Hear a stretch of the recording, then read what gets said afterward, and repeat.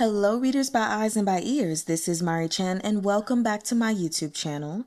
Today we are continuing with the reading of Remnants of Filth Volume 1, also known as Yooeh by Rou Bao or Meat Bun. And we're covering a lot more ground today since Monday we covered the old standard amount, which means we're reading a lot, which means this will be a longer video. So I hope you all enjoy because today's and Monday's video are going to be there's the weekend, but back-to-back long videos, starting at chapter 15. A little test. Shizun, what? Morsi's teeth-gritted rage was written stark across his pale face, handsome yet frightening. He looked down across the crowd from his full height, but just as that blade-like stare was about to land on Goo Mahng, he quickly looked away. Shizun? Murong Lian also cast him a sidelong glance. Oh, Shizun, you were fine a second ago. Why this sudden outburst? Morsi's expression remained displeased. The sight of Goo Mahng surrounded and debased filled him with an all-encompassing hatred he couldn't begin to pin down. If he accidentally blurted out a command for the crowd to stop, he would have landed himself in a truly difficult situation. Fortunately, he had controlled his tongue. He took a moment to gather himself, and when he spoke, it was slowly and through a clenched jaw. Dignitaries of the court, wine-drunk and pleasure-seeking, idling in intoxication. You are all important members of the Bureau of Military Affairs. Yet all you have to perform are these despicable tricks. Each word was clipped with fury. Where is your decorum? Amid the hush of the crowd, Murong Lian spoke. Shizun, what do you mean? He sat up from his sprawling repose. Goo Mahng is a traitor. These lords present are powerful nobles. These nobles are simply playing with the traitor. So where's the lack of decorum? How was this despicable? Murong Lian took another drag of ephemera. Shizun, you might be a clean freak, but why should you stop your subordinates from having their fun? Besides, this is Wang Shu Manor. Goo Mahng belongs to me, and everyone here today is my guest.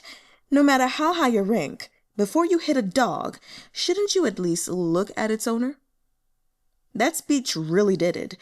Not only had Murong Lian insulted Goo Mahng, he had demoted everyone else to the level of dogs.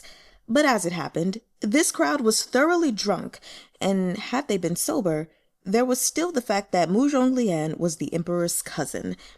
Even if you let them borrow 10 times more courage, none of them would have dared say a word of dissent against the powerful Murong clan. Morsi, however, was immune to such considerations. He stood, arms crossed, and coolly replied, Murong Lian, the person to whom the members of the Bureau of Military Affairs have sworn loyalty is the Emperor of Chonghua, not you. I don't want to hear you describe these important military and government officials as your dogs again. He stared straight into Murong Lian's eyes. Tread carefully. Though Morsi's words were short and simple, they were extraordinarily heavy, like 2 swords pointed right at Murong Lian's chest. The first sword was a reminder. The surname of the most useful and most valuable person in the Chonghua military was Mo. Murong Lian was a military official as well, but his rank wasn't as high as Morsi's. In Chonghua, martial law was paramount. If anyone, even a noble, were to truly enrage Morsi, they risked swift and immediate punishment. The second sword was an implication. Murong Lian's behavior had overstepped. This was even more frightening. It was said that back in the day, Murong Lian's father had participated in a power struggle between Di and Shu sons. Really quick footnote. Di and Shu sons, born of the first or official wife, is the Di son. They are the direct heirs in matters of inheritance, and the Shu sons are born of other wives or concubines, and they're ranked second, if at all. returning to the reading, and I'm going to reread that. It was said that back in the day, Murong Lian's father had participated in a power struggle between Di and Shu sons. Lucky for him, the late ruler had magnanimously allowed his brothers' heads to remain on their shoulders. But every member of this lesser branch of the Murong clan was yet anxious. The words imperial power were two they dared not touch. As expected, Murong Lian paled. Only after a spell did he manage to regain his poise. Good, good. The corners of Murong Lian's lips moved, forcing out a mirthless smile. Morsi, you've got guts. He stared into Morsi's eyes, his gaze flitting away, then back again. A moment later, beams of light sprang from his palms with a hiss. A scarlet whip responded to his summons, thrashing through the air and stirring up a haze of dust in its wake. I misspoke earlier. Murong Lian paced around Morsi, whip in hand, his eyes flashing with jealous light. Morsi disciplines his subordinates with exacting control. Consider me to be, at last, enlightened. Thus... His eyes gleamed with the faint flashing light of the whip. I'll try my hand at disciplining these stupid slaves, too. His voice echoed in the hall as the blood-red spiritual whip swam out like a snake, pitilessly striking down upon the slaves standing anxiously in the corner. Ah! My lord, please calm yourself. As Morsi heard these cries for mercy, his eyes flickered slightly, then darkened. Though he was a high-ranking noble, the northern frontier army he commanded was a unit of commoners whom Goo Mahng had led to prominence with his blood, sweat, and tears. These cultivators were poor, and most of them were slave-poor. Morsi had been friends with Goo Mahng early on, and later he had forged deeper bonds with his soldiers through the flames of war. He intimately understood their hardships. This was the reason that, despite his birthright as an aristocrat, Morsi had never bedded prostitutes, taken slaves, or disgraced the humble. After Goo Mahng stabbed Morsi, the emperor had sought to prevent the rise of any additional traitors once and for all. To this end, he had issued an order to execute the 30,000 remaining soldiers of the Wangbao army and henceforth ban slaves from learning cultivation. It was Morsi who had dragged his ailing body to kneel for days upon end in the snow, all to ask the emperor not to condemn the army Goo Mahng had left behind, not to kill Goo Mahng's remaining soldiers, not to strip Chonghua's slaves of their right to cultivate. None of the other slaves in that army have ever moved to commit treason. Why, then, does your Imperial Majesty wish to see 30,000 heads roll? They haven't betrayed us yet. But how does that mean they won't in the future? The emperor exclaimed angrily. Goo Mahng let them. They're a horde of traitors in the making. Shizun, do you forget your pain as soon as your wound is healed? Morsi's wound was in fact not healed. It still seeped blood beneath the bandages wrapped around his chest. But he still remembered something Goo Mahng had said to him when they were young. Goo Mahng had been sitting on a pile of straw, chomping down on an apple and smiling at Morsi. Out of all the 9 provinces and 28 nations, only the 5 led by Chonghua are willing to let those of us born as slaves cultivate. It would be good if even more allow it in the future. Even though Chonghua's never elevated a slave to officer, as long as the emperor is willing to let us cultivate, there will always be a chance. I want to achieve something. All of us want to achieve something. We only hope the person on the throne will spare us a glance. Morsi closed his eyes as he spoke. I ask your Imperial Majesty to allow me to take responsibility for these 30,000 slave soldiers. The emperor burst out laughing. Let you, a pure-blooded noble, take charge of Goo Mahn's army of riffraff? How would you lead them? Would they accept you? Not to mention, how could you promise us those beasts won't target the throne of Chonghua like their former master? Morsi stared straight into the emperor's eyes. I'm willing to take the vow of calamity. The emperor startled. What did you say? I will take the vow of calamity. The vow of calamity was a grave, unbreakable oath that could only be sworn once. The contract alone took 10 years of the oath-taker's lifespan. If broken, the heavens would strike them with a calamity, and the oath-taker would be annihilated, becoming ashes on the wind. But even if they adhered to their vow for their entire life, those 10 years could never be recovered. Given the ruthlessness of these terms, precious few people on earth would ever take that vow. But Shee did. He pledged an oath on 10 years of his life, swearing to never let those slave-born soldiers rebel, and swearing that he would be loyal to Chonghua and its emperor for a lifetime. Also, Goo Mahnng's treason wouldn't result in more innocent bloodshed. Also, Chonghua would continue to allow slaves the right to cultivate. Almost no one knew about the sacrifice he had made. All they knew was that the emperor was suddenly possessed by a strange whim and handed command of the Rou Bao army that Goo Mahng left behind to a pure-blooded noble.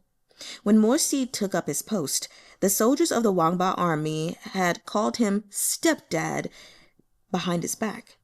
They had cursed him for his strictness and indifference, for being an aristocrat who could never understand how the poor suffered.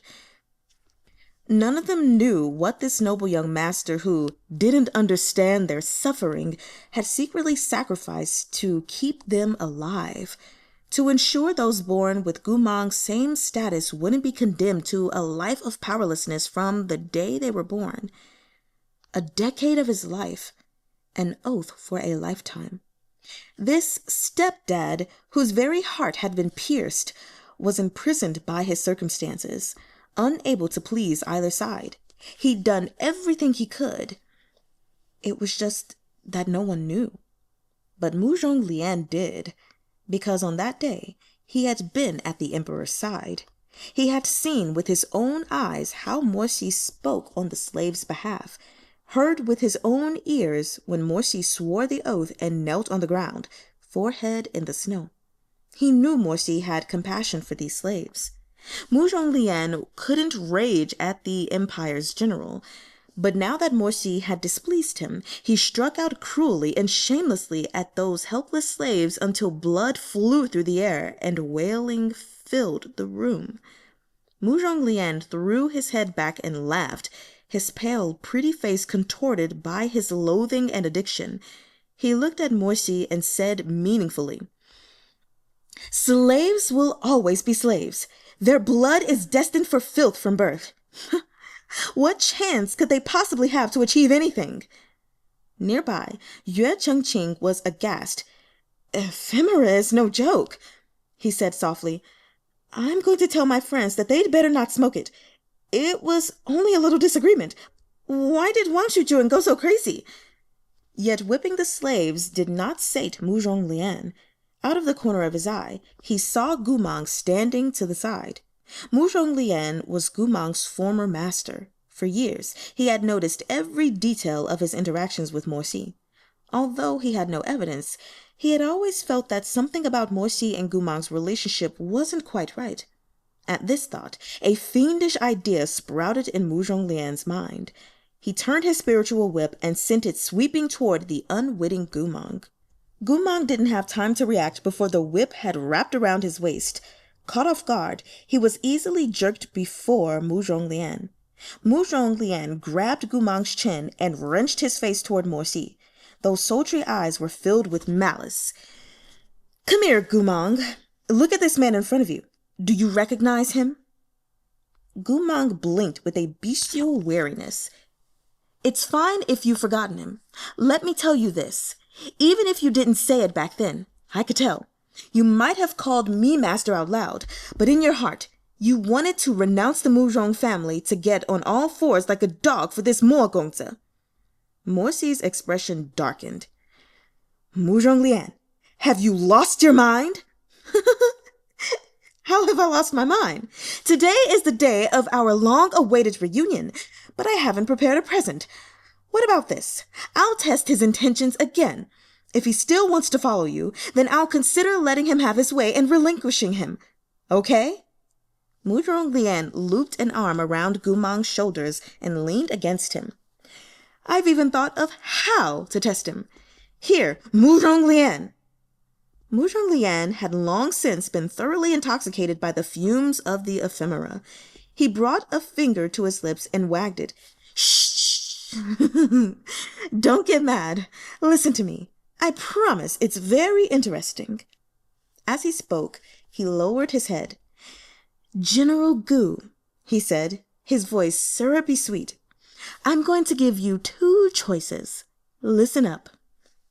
To be honest, I've always been disgusted by your face, and I dearly want to cut it up. But if you can help me...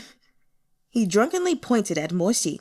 If you can help me cut off one of his arms. Smiling, he told Goo Mahng in a stage whisper, I'll spare you. These words shocked a measure of sobriety into the drunken guests. Their bleary eyes widened in astonishment as they stared at the trio before them. What did Wang Shizun just say? He wants General Mo's arm? Yooeh Cheng-ching slapped his forehead, grumbling. I shouldn't have come. Then he shouted, Wang Shizun, Murong dage, you've had too much ephemera. You're addled. Where do you keep your sobering medicines? I'll go get them for you. But Murong Lian didn't acknowledge him. He draped himself over the ignorant Goo Mahng, grinning. So, Goo Mahng, will you do it? As Murong Lian finished speaking, the spiritual whip in his hand transformed into a dagger gleaming with cold light. He held it up to Goo Mahng's cheek. Either get rid of his arm, or let me cut up your face. Your mind's broken, isn't it? I really can't wait to see which one you'll choose. Morsi felt a shiver in his heart. Murong Lian wasn't drunk at all. It was obvious that with Goo Mahng's current abilities, even if he took the dagger, he wouldn't be able to touch a hair on Morsi's head. There was no danger whatsoever. Murong Lian was merely testing Goo Mahng to see if he really had lost his memories, and therefore how much value Morsi had in Goo Mahng's heart. I'll count to 3. The dagger was right at Goo Mahng's face. Another inch and it would draw blood. Goo Mahng made no sound, turning to look at Murong Lian's dagger nigh indifferently. 1. Morsi's heartbeat sped up. He wanted more than anything to stop Murong Lian this instant. But on the other hand, he couldn't help but wonder what exactly Goo Mahng would do. In truth, Morsi had his suspicions. He too had considered the possibility that Goo Mahng's apparent mental deterioration might be a facade. If Goo Mahng's mind really was broken, running on bestial instinct, then he wouldn't hesitate for a second. If, as Leeway said, Goo Mahng really believed himself to be a wolf, given the choice between self-harm and harming another, he would no doubt choose the latter. Then why had Goo Mahng still not moved to attack? The atmosphere grew even more tense. Murong Lian was smiling. Yooeh Cheng-ching was shouting. The crowd was pleading. Smoke wound through the room, making for a surreal and strange scene. Memories of Goo Mahng's face rose before Morsi's eyes. Calm, beaming, concerned, icy. They swam past the fantastical shapes, like the flashing scales of a massive fish, the light glancing off each scale with the silhouette of Goo Mahng from the past, floating up like a dream. Long time no see, Mo Shidi. Can I sit with you? Would you like to rot with me? I really will kill you. These memories roared past in a torrential flow, surging through Morsi's eyes. In the end, they were pierced by Murong Lian's voice, and Morsi was hauled back to reality, which left only this Goo Mahng, still somewhat calm, with only a faint furrow between his brows. 2? For some reason, Goo Mahng still hadn't moved. Why wasn't he choosing self-defense? Wasn't he a beast unable to remember a thing? And that was to say nothing of the ruthlessness he'd heretofore shown Morsi. Goo Mahng had stabbed him, so he should... 3. Stop! Shee reacted instantaneously, sparks of light flashing in his hands as a talisman sigil erupted from his palm and swept toward the dagger Murong Lian had lifted. It was too late. The dagger flashed toward Goo Mahn's cheek, and blood spurted. Shee's eyes widened. Chapter 16. Suspicion. Blood dripped down. Murong Lian clamped a hand over his arm, but his silk robes were soon soaked through. Scarlet seeped between his fingers. The attendants paled at the sight of it, stuttering, My lord! No one had expected that Murong Lian would be the one injured. The crowd in Wangshu Manor erupted. Go get the medicine! Quick! Get the healing powder! Hurry! Tourniquets! Tourniquets! Murong Lian's face was ashen. Somehow, in the instant he stabbed down with his dagger, a red lotus sigil had flickered to life at the side of Goo Mahn's neck. An explosive flow of spiritual energy swiftly followed as a dozen swords of light lanced toward him. Not only had they jolted the dagger from his hand, they'd thrown him bodily several yards back.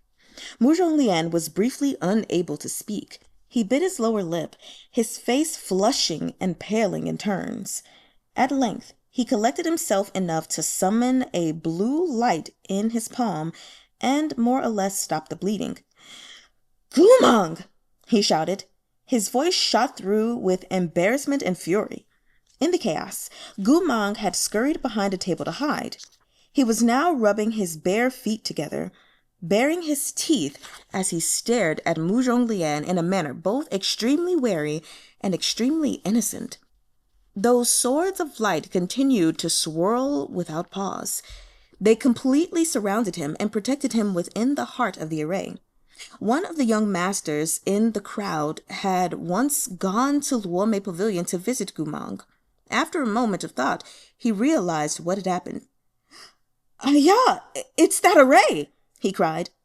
What array? Murong Lian said angrily. If you know something about it, then hurry up and speak. This array, this subordinate also found out by accident. It's a little embarrassing to speak of. Speak! Once the young master saw how angry Murong Lian had become, he responded with all due haste. Wang Shujun, I answer you with all I know. The array isn't triggered by magic or heavy-level weapons. However, if you summon an ordinary weapon or kick or punch Goo Mahng, he'll get scared, and a bunch of those light swords will burst from his body. And that's... Having reached this point, he was somewhat sheepish, but he braced himself to finish. That's why, despite how long Goo Mahn's been at Leeway Pavilion, no one can really lay a hand on him. Murong Lian was still enraged. He glared malevolently at Goo Mahng across the table. What kind of idiotic, ridiculous array is that? That young master shook his head.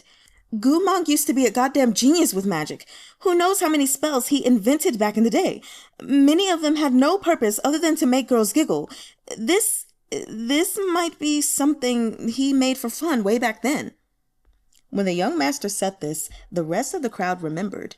To this day, one could find scrolls covered in Goo Mahn's randomly scribbled spells within the Cultivation Academy's libraries. The spells were all for things like instantly warming a cold plate of food, turning yourself into a cat for as long as a stick of incense took to burn, and even conjuring a ball of flame to hold in your arms for warmth in winter. The one most well-known spell was named I Agree with the General. It was said that when Goo Mahng first enlisted, he had liked to skip out on those tedious military meetings. To stop the general from finding out, he devised a spell that transformed a piece of wood into his spitting image. This wood would sit there and listen to the general blather while the man it resembled escaped without a trace, herring off on some cheerful adventure or another. Come to think of it, right? It protects against punches and kicks, but it doesn't block magic. It's totally absurd. Obviously not a serious protective array. That rascal Goo Mahng just liked to mess around, but you've really got to hand it to him. That pointless little spell actually did end up protecting him. Someone laughed. Without it, he'd have been fucked to death ages ago. There are tons of people in Chonghua who want him on his back after all. Too bad no one can break through this array. Yooeh Cheng-ching scratched his head. Damn, what kind of array is that? He mumbled. Array of the untouchable flower? Really quick footnote. Gao Ling Zhihua, flower upon a high mountain, is an idiom describing aloof and untouchable beauties. Returning to the reading. Give me a break. Goo Mahng the untouchable flower? Another young master started laughing and quietly quipped at Yooeh Cheng-ching. Why not go ahead and make it a couplet? Goo Mahng the untouchable flower, Yooeh Cheng-ching repeated, fully invested. Then what's the second line? General Mo, the faithless philanderer. Yooeh Cheng-ching slapped his thigh and burst out laughing. That's not right at all, but it's still... What are you laughing at? Murong Lian cut him off.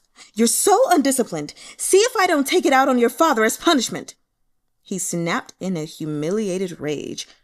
I'm not laughing. How would I dare? Yooeh Cheng-ching hastily replied. Let me just say that as long as it makes Wang Shujun happy, you can take whatever you want out on my dad. You can even take my dad out on a date. Murong Lian glared at him. Not only had he failed to show off at the feast tonight, he'd suffered wounds to both his flesh and his dignity. He found this very hard to take and turned to bark out. Where are the attendants? Awaiting my lord's orders. Murong Lian pointed at Goo Mahng with the sweep of his sleeves. Take this stupid pig away. I don't want to see him again. And go get some more sensible and intelligent people from Luomei Pavilion. As for his punishment. Murong Lian ground his teeth, shooting a sidelong glance at Mo Xi. For some reason, ever since Mo Xi had seen the array, his expression had been a bit strange. His eyes had returned to the side of Goo Mahng's neck several times. General Mo, have you nothing to say? Mo Xi returned to his senses and looked away from Goo Mahng, crossing his arms. Didn't Wang Shujun plan to give in and relinquish Goo Mahng to my care? He asked indifferently. Murong Lian was momentarily startled. Then he said, without an ounce of shame, I didn't mean it. His Imperial Majesty decreed that I would be the one to punish him. How could he so easily change owners? Mo Xi had already known that Murong Lian never kept his promises. The saying, a gentleman's word is worth its weight in gold, was more or less bullshit when it came to this man. Besides, that promise had been farcical from the start. Unless the emperor personally retracted his decree, no one could move to change it. Mo Xi looked up and met Murong Lian's overbearing gaze. If that's the case, he said, Wang Shujun should deal with his own people. Why bother asking me? As you say, Murong Lian smirked and turned to give instructions. Take him away, give him 80 lashes as a reward, and reduce his food and drink for a month. After a pause, he added another malicious sentence. If he starves to death, well, whose fault is that? Goo Mahng was escorted away, and the servants of Wangshu Manor came to clean up the table that had been thrown into disarray. They laid out a few fresh platters of food, allowing the feast to resume. Amid the murmurs of discussion, only Mo Xi said nothing. When the wine cups and chips for drinking games once more rose around him, he looked up again, staring in the direction Goo Mahng had been taken with a complicated expression. In the shadows, where no one could see, his fingers slowly clenched into a fist. Mo Xi didn't like to drink and hated being hungover, but after returning from Wangshu Manor that day, he sat in the empty courtyard of his house and opened a jar of good wine that had been stored for many years. Cup by cup, he drank until the jar was drained. He looked up to the empty sky, where the clouds were clearing after snowfall. Leeway, he said to the housekeeper standing beside him. How many years have you been with me? 7 years, my lord. 7 years, Mo Xi murmured. 7 years ago, Mo Xi had pursued the traitorous Goo Mahng. After crossing enemy lines, he had been stabbed in the chest, and his life had hung by a thread. While Morsi lay in bed unconscious, the emperor had ordered Leeway to go to Shizun Manor to look after him. So, it had already been 7 years. Dissatisfied, Morsi wondered why he couldn't let go. Why couldn't he forget?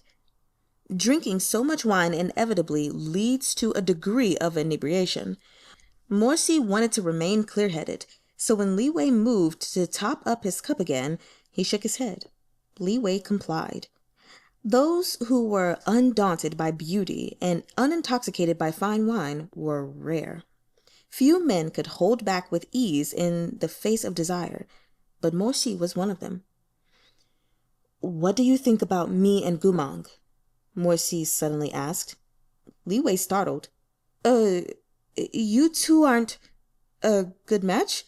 he hesitantly replied. "Why are you talking about matches between two men? Seems you've also had too much." Morsi shot a glare at him. "Try again." Only then did Leeway react, smiling. "Oh, the relationship between you, everyone knows it's bad." "And how was it before?" "Before..." Leeway thought this over for a while. "In those days, I hadn't yet had the fortune to be assigned to my lord's side, but I heard that my lord and General Goo were martial brothers at the academy, comrades in the army, and the twin generals of the empire, as well as... Oh, I don't know. To be honest, I can't think of anything else.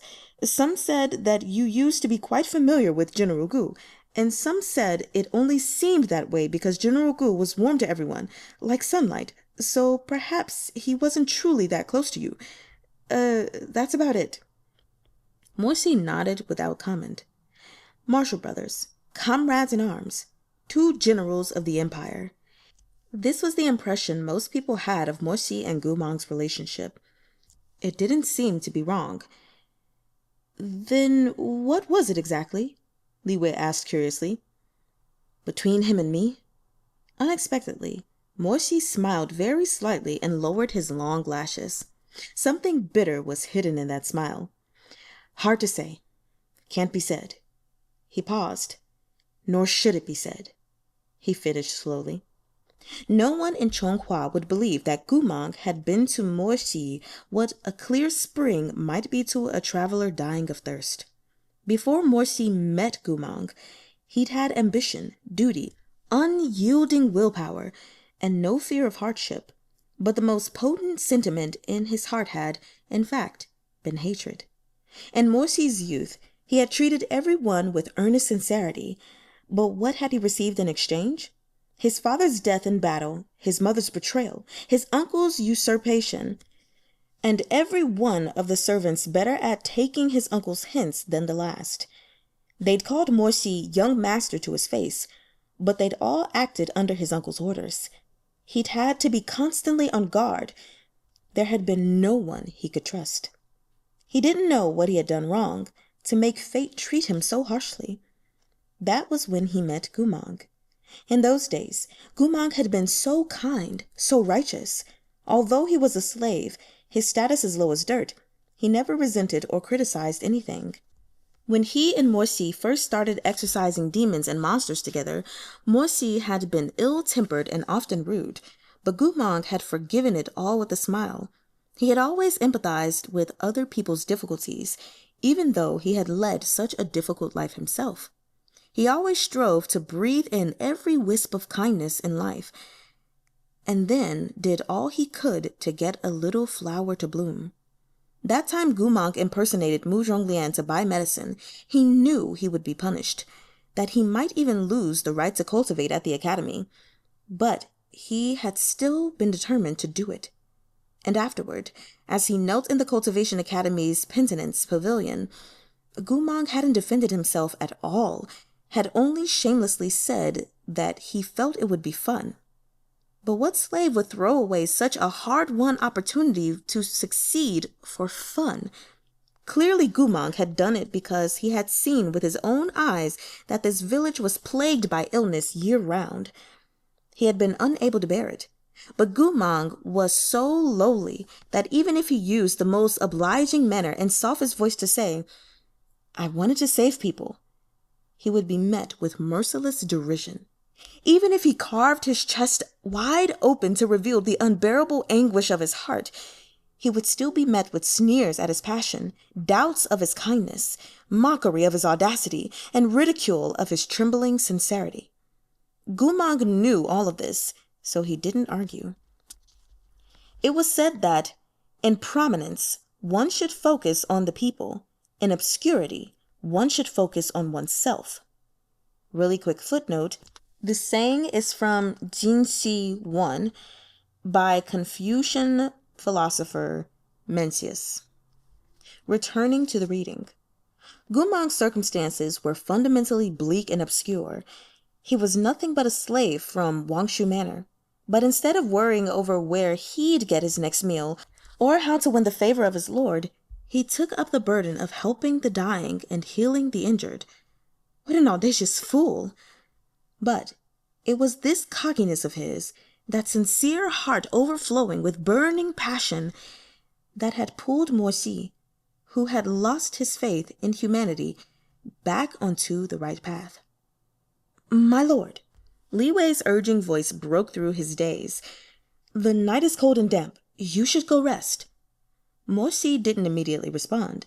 His hand was still over his brow, covering his eyes. At the sound of his housekeeper's voice, he turned slightly and flicked his fingers once, as if to wipe something away. After several more seconds, he spoke, his voice very low and very soft. "Leeway, I'm here." "Say," he muttered, "could it be that Goo Mahng never lost his memories, that he's only pretending?" Chapter 17, Scruffy Beauty. Startled, Leeway asked, "What?" Mo-si's head was still bowed. His chiseled features were hidden in the shadow of his hand, and his low voice was slightly nasal as he spoke. "Maybe he still remembers some things. Maybe his mind wasn't wholly damaged. Maybe he's only pretending." "How could that be?" Leeway's eyes widened. Goo Mahng's illness was diagnosed by Shennong Terrace, and Chonghua's foremost physician, Imperial Healer Jiang, came to assess him himself. His core shattered. He's lost 2 souls. His mind is broken. He thinks he's a wolf. Have you ever seen a wolf who would rather allow himself to be hurt than hurt another? Leeway was shocked stiff. Was he hallucinating? The rims of Shihejun's eyes were a little red and wet. What brings my lord to say this?" Mo-si closed his eyes. His ire wasn't directed at Leeway. He simply didn't wish to hear any more about how Goo Mahng didn't remember anything. "At Wangshu Manor, Murong Lian gave him 2 options, slice off one of my arms or let his face be cut." Mo-si turned, gazing out at the shadows of the rustling trees. After a long interval, he murmured, "He chose the latter." Leeway stared, speechless. "Tell me, what kind of wolf would make this decision?" Leeway thought. "Tell you? What am I supposed to tell you? Have you seen that temper of yours? If I said Goo Mahng might not have understood Wang Shujuan's question, you'd leap to your feet and kick me to death." From that day forward, Mo-si could only be described as possessed. Later, when Mo-si was in a better mood, Leeway approached him and tactfully tried to explain. "Goo Mahng's mind really has deteriorated. There are many words he can't understand, and communicating with him is like communicating with a 3-year-old child. Any one sentence may have to be repeated multiple times." However, Mo-si couldn't relinquish this faint sliver of hope. In the end, Leeway had no choice. "Then, my lord, why don't you go ask Shennong Terrace for confirmation?" Mo-si didn't respond right away. Many of those in Shennong Terrace reported to Murong Lian, so he was reluctant to visit. Leeway offered another suggestion. "Then you can go to the Imperial Healers and ask Medicine Master Jiang." Medicine Master Jiang was aloof and blunt, and Mo-si's impression of him wasn't especially favorable. But in the end, he couldn't bear the torment in his heart and went to pay him a visit. Outside the arching eaves of the extravagant healer's manor, the attendant anxiously told him, "Shihejun, Proprietor Jiang left to collect medicinal supplies." "When will he return?" The proprietor doesn't set dates for his trips, so it may be a few days, or it might be a few months." "Did he say where he went?" "When the proprietor goes out to collect ingredients for medicine, he roams the whole nation." Mo-shi was rendered speechless. As he watched the attendant's head wobble back and forth, he could only nod, turn his horse around, and go back to his manor. Perhaps his obsession ran too deep. He was preoccupied with Goo Mahng all day, and in his sleep that night, Mo-shi dreamed. In that hazy dream, he somehow returned to a day many years ago, the day when he finally understood his feelings and had to confess without a moment's delay. It was a silent night in the garrison on the frontier. Mo-shi was very young, not yet 20. He wasn't yet the indomitable Shihajun, and Goo Mahng was still under Murong Lian's control, having not yet made a name for himself. They had fought a fierce battle against the Liao kingdom, and many soldiers had died. While Mo-shi was packing up the belongings of the fallen comrades, he stumbled across a love letter. He clutched that unsent letter, staring vacantly at it for a long time. Mo-shi's family was dogged by misfortune. Since his youth, he had only ever known treachery and deceit, betrayal and manipulation. This was the first time he had witnessed sincere and passionate love. The cultivator who had died in battle was a coarse man who hadn't even liked reading. But amid the fires of war, he had carefully and earnestly written this long letter, word by word. The letter didn't mention the suffering of battle or the merits he'd won, but rather the mole at the tip of the girl's brow and new seedlings planted in the courtyard. "When the flowers bloom splendid next year, I'll pay the xiao while Xiao Yan sings clear."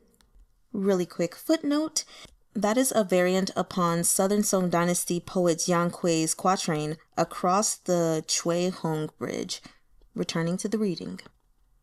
The poem was clumsy and unpracticed, but it seemed to drip with tenderness. And somehow, that coarse man was the one who had composed it. When he wrote it, he had truly envisioned singing and making music with the maiden named Xiao Yan in the flower meadow he planted with his own hands. Hadn't he? But in the end, all that was left was this letter caked in dried blood. Mo-shi couldn't express what he felt at that moment. He sat on the corner of his bed for a long time, holding the letter. "When the flowers bloom splendid next year, I'll play the xiao while Xiao Yan sings clear." If Mo-shi had been the one to die that day, was there anyone he couldn't bear to leave behind? A familiar figure quickly came to mind, but at first he didn't take notice of it. Only after a long while did he realize whom he was thinking of, and he was instantly shocked stiff as he broke out into a cold sweat. A blaze seemed to ignite in his chest, lighting up everything within him at once. But at the same time, it seemed like this inferno in his heart had been secretly illuminating him, lapping at him, tormenting him all along. It was just that he hadn't recognized it before, and so hadn't understood the truth of those suppressed feelings. He sat there blankly, the wildfire in his heart burning hotter and hotter. Something collapsed, and with a howl, something else rose in its place. From outside the tent, there came the sorrowful wailing of cultivators who had lost their brothers. He heard the faint sound of a Chuhn and the soft sigh of the wind. That thin sheet of paper was still in his hand. Tomorrow, who else would die? Tomorrow, who else's relic of love would end up streaked in filthy blood?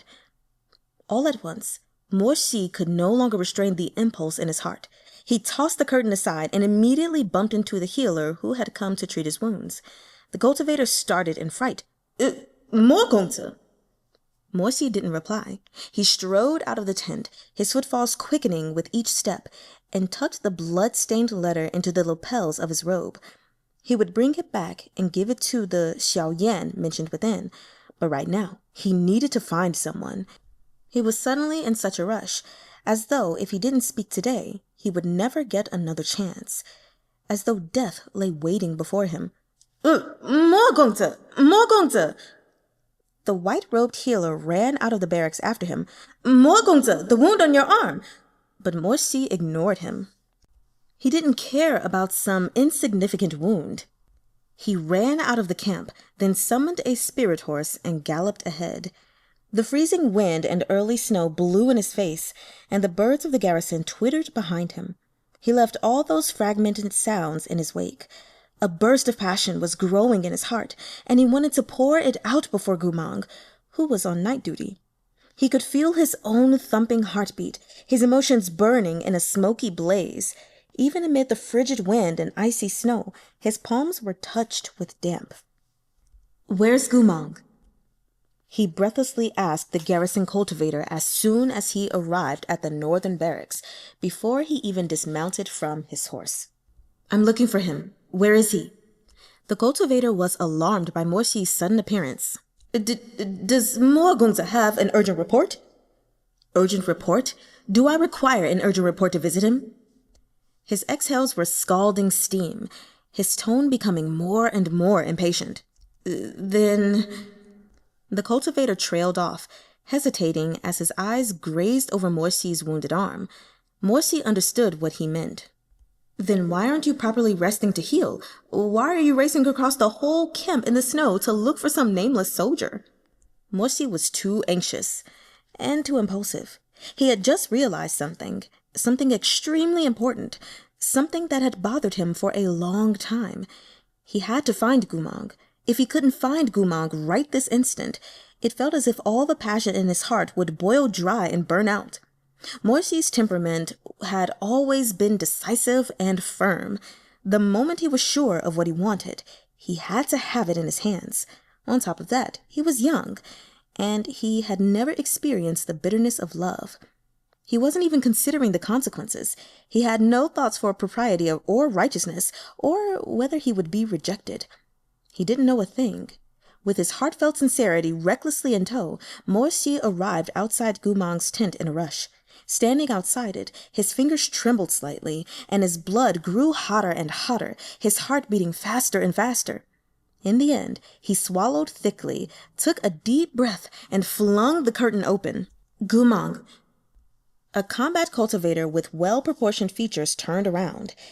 It was Goo Mahn's close friend, Chuhn-ching. Chuhn-ching was also one of Murong Lian's study attendants at the academy. He had grown up with Goo Mahng and had an intractable temperament. He was gnawing on fruit and reading a sword manual when he caught sight of Shee in the doorway. "Mo-gongzi?" He was shocked for a moment. "What are you doing here?" "Where's Goo Mahng?" "Oh, you're looking for him." Chuhn-ching took another bite of the juicy pear, then burst into delighted laughter. "How come so many people are looking for him tonight?" Shee stopped. "Who else was there?" "Oh, no one, really. A few of our friends, taking him out to the village nearby. You don't know them, Mo-gongzi. I was going to join, but my legs aren't fully healed yet, so I didn't bother." As Chuhn-ching rambled, the anxiety in Shee's heart intensified. He bit his lower lip. "Where did he go?"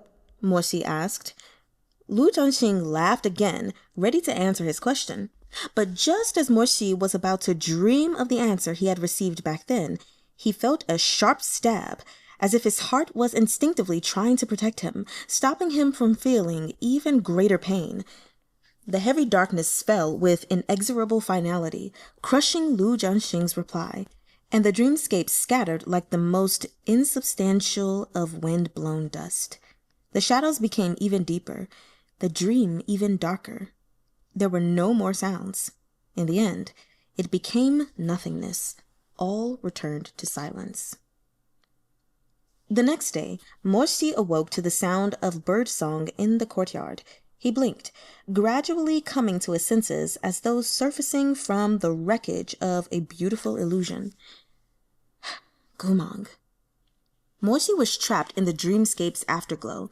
When he lifted a hand, he felt faint warmth in his palms, as well as a thin sheen of sweat.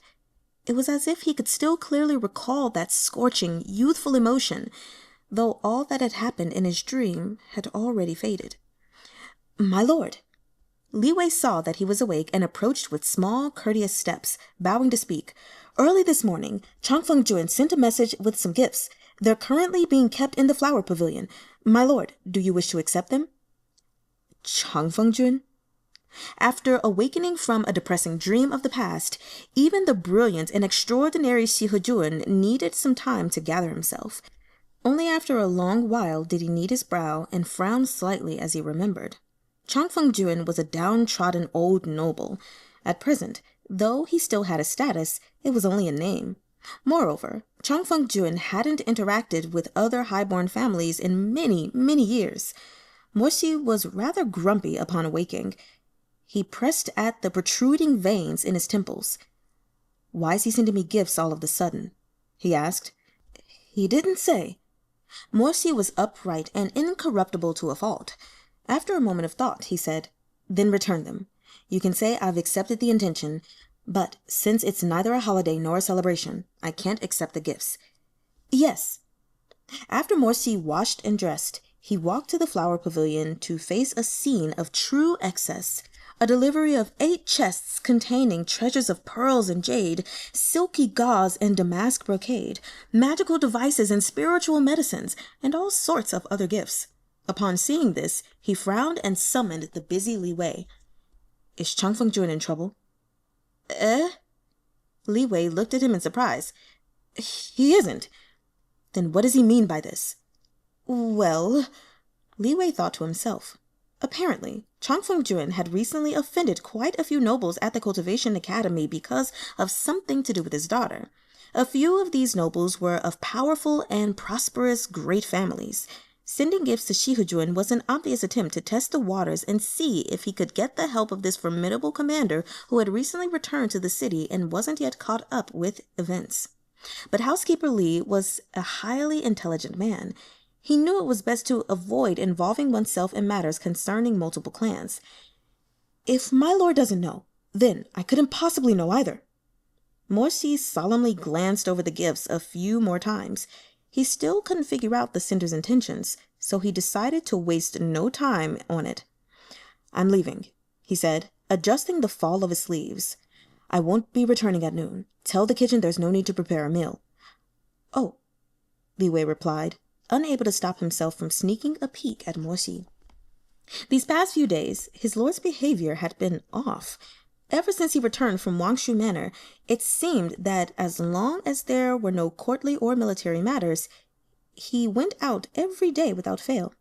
Sometimes he was gone for half a day, sometimes for an entire day, sometimes only returning in the dead of night, and he never let his attendants follow. Given these clues, no matter how you looked at it, it seemed he was having a secret rendezvous with a beautiful paramour. As soon as this thought came to mind, Leeway nearly broke out in a cold sweat. No, no, no, no! How could this be? How could this be?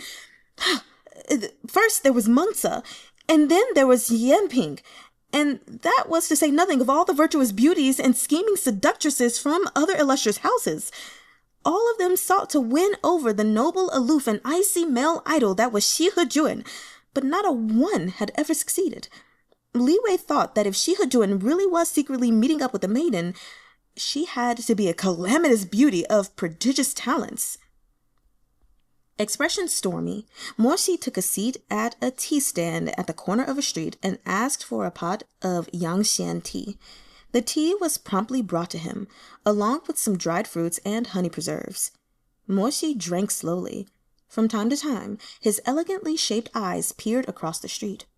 Across the street was the lotus pond in the backyard of Luo Pavilion. A certain scruffy beauty had not appeared there for some time. Starting more than a week ago, Goo Mahng had spaced out before this pond almost every day. He stood alone on the floating bridge and did nothing but quietly stare at the fish in the pool below. His face was vacant, as if blanketed by heavy snow. At first, Morsi didn't understand what was so interesting about these fish, until one day he saw Goo Mahng try to grab one. Obviously, he couldn't catch it, so he remained crouched on the shore, blankly watching the ornamental carp shimmer as it swam away. The jut of his throat bobbed as he swallowed. his eyes gradually growing glazed. Only then did Morsi realize that Goo Mahng was hungry. It had been more than 10 days since Murong Lian declared that he would reduce Goo Mahng's rations for an entire month. So poor Goo Mahng wanted to catch a fish to eat. For some reason, since the day of that one unsuccessful attempt, Goo Mahng hadn't appeared again. Morsi came every day, but never again saw him crouching for fish. Today was no different. Slowly, Morsi reached the bottom of the teapot and asked the shopkeeper to bring him a fresh one. He sat there for a long time, but still there was no sign of Goo Mahng. It had been 5 days since he'd emerged. Could something have happened in Leeway Pavilion? Despite his indifferent facade, as Morsi thought, he grew inwardly anxious. He endured it silently, drinking the last of the Yangxian tea in a futile attempt to extinguish the fire in his heart. Finally, he rose to his feet and walked across the street. Chapter 18. Sigil. Outside Leeway Pavilion, a low-ranked cultivator was sweeping the fallen leaves from the foxglove trees off the jade-white limestone, broom rustling over the pavers. Suddenly, a pair of black leather military boots entered his line of sight. The cultivator paused, then looked up with a smile to tactfully turn away the visitor. "Honored customer, it's not yet dark. Our pavilion opens at the hour of Shee. How about you return at a later—" Really quick footnote, the hour of Shee is anytime between 7 to 9 p.m. Returning to the reading. He was still speaking when he caught a clear glimpse of this customer's face. His eyes flew open, and he dropped the broom from pure terror. Shihujun! The cultivator stammered, stupefied. Morsi's military uniform was neat and proper, his lapels smoothly layered, his collar meticulously arranged. He was the picture of an honorable gentleman. "I'm looking for someone," he said. The low-ranked cultivator's jaw was about to drop to the floor. This was Leeway Pavilion, and Shihujun was known for his abstinence. He was voluntarily coming to a brothel in search of someone? Was the sun about to rise from the west? Morsi's face was like frost, and his expression grew even more terrifying. "What are you looking at? Am I not allowed to enter?" No, come in." Stammering, the cultivator hastily beckoned him inside. "Who is Shihujun looking for?" Morsi paused, then looked away. "Goo Mahng," he said expressionlessly. "Oh, so you're looking for him!" The cultivator at once let out a sigh of relief. Although the idea of Shihujun visiting brothels was completely absurd, the idea that he was looking for Goo Mahng was reasonable. Given the depth of their mutual hatred, it would be perfectly normal for Shihujun to vent himself on Goo Mahng if his mood was poor. Morsi followed the cultivator into Leeway Pavilion without a hitch. As they walked, the cultivator told Morsi, "Shihujun, Goo Mahng is in that filthy shack in the back courtyard. When you go in, you should be careful of your clothes. You mustn't get them dirty." Morsi knit his brows. Why would he be in there? It's a long story. Wang Shizun punished him a while ago, right? So we had Goo Mahng do hard labor in the courtyard, chopping wood and stuff like that. But a few days ago, he must have been starving because he snuck into the dining hall in the dead of night and stole some meat buns. What then?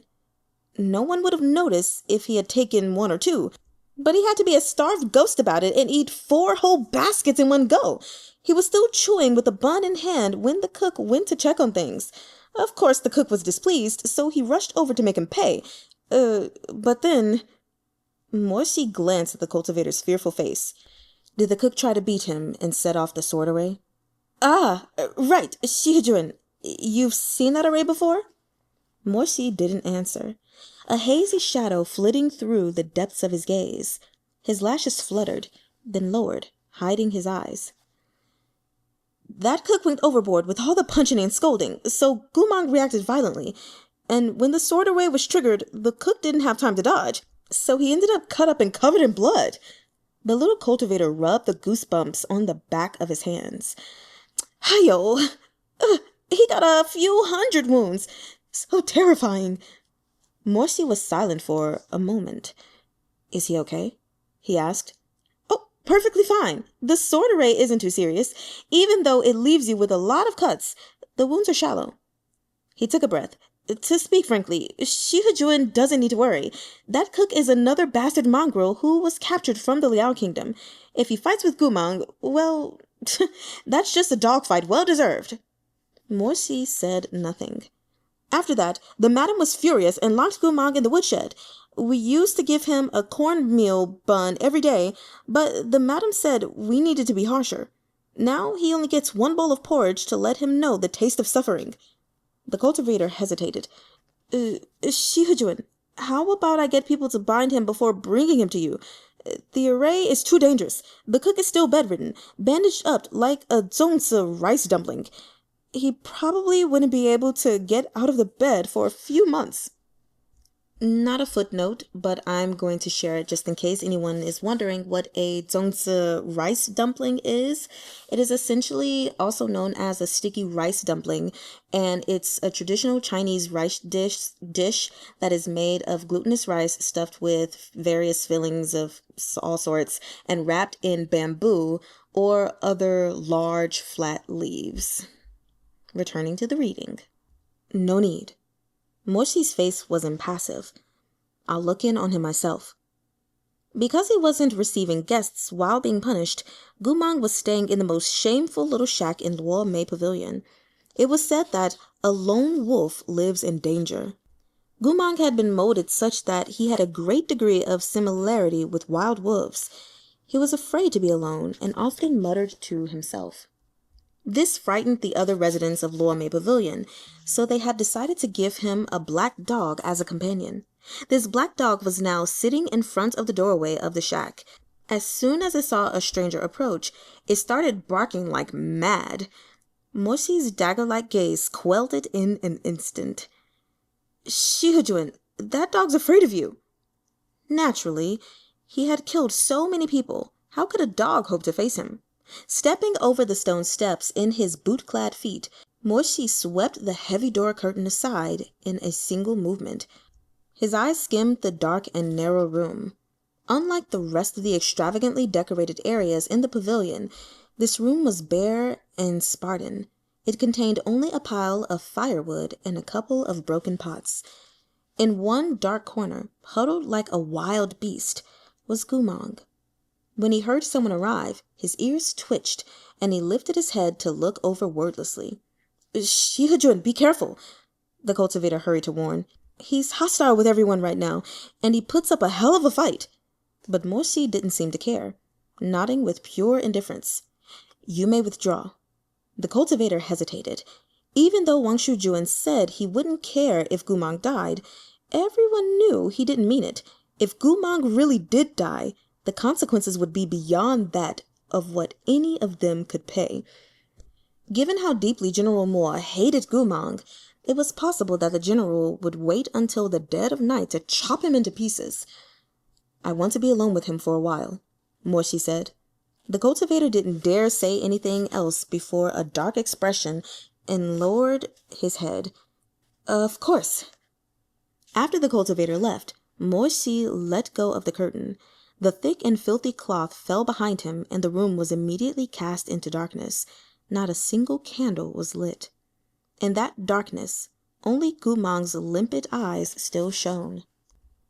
Morsi frowned, suddenly noticing that something was off. What had happened to Goo Mahng's eyes? With a wave of Morsi's hand, a flame kindled in his palm. He held the fireball aloft and walked toward those 2 points of glimmering light.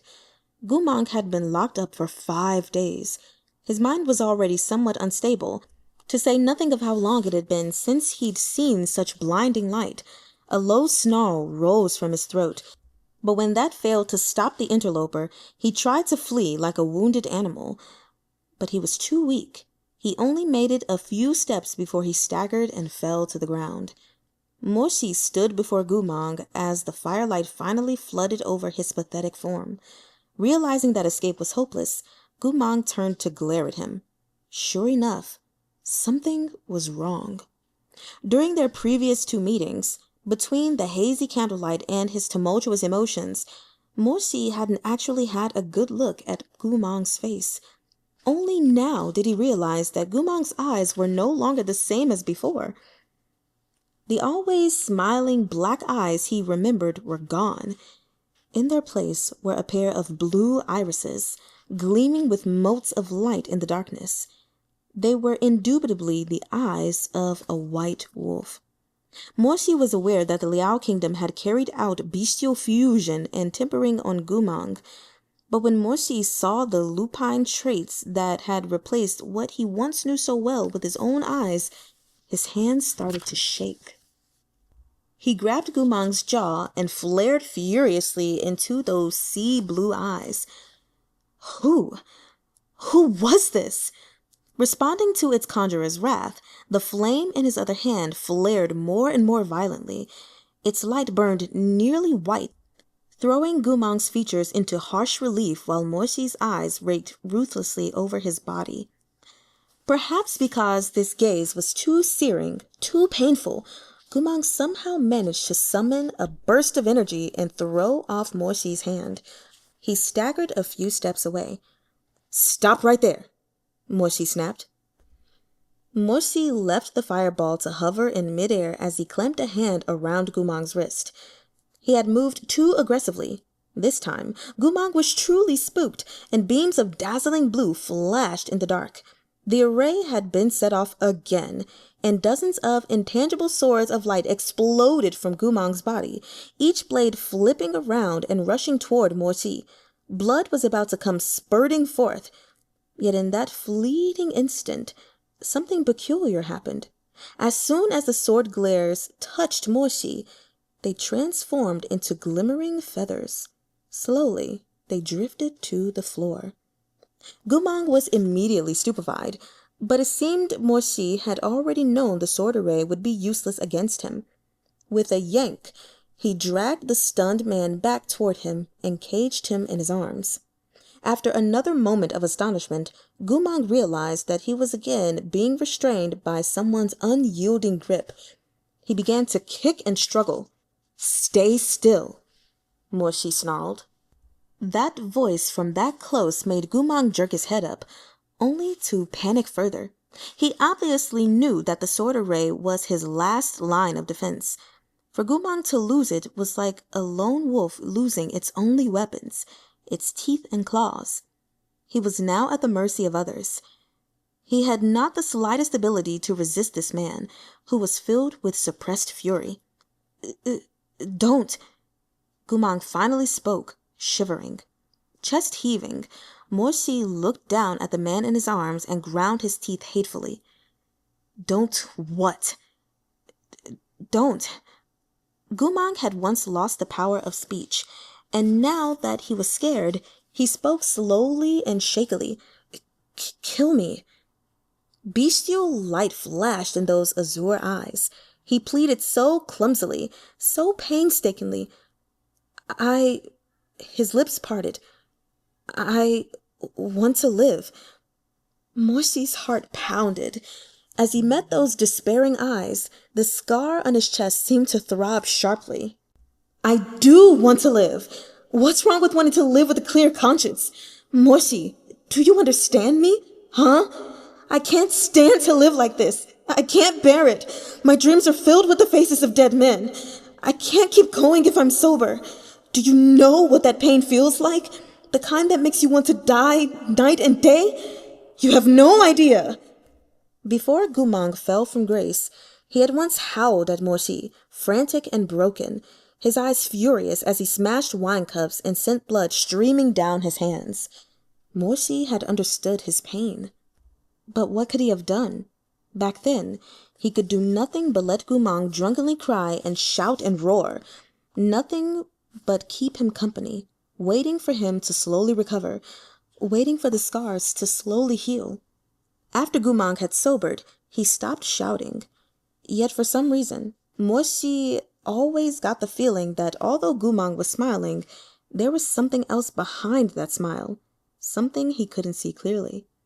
Later, the emperor sent Morsi away from the capital. Before he left, Goo Mahng took him out drinking once more and grinned. That was when he'd said he was going to become a bad guy. At the time, Morsi hadn't believed it. However, by the time he returned, Goo Mahng had fallen into a stupor, intoxicated by the illusions offered by brothels until he was completely unrecognizable. Soon after, he defected. Goo Mahng's wounds had never truly healed. In his heart, each cut lay over another, new wounds covering old scars. He wanted to live, but every day and every night he also wanted to die.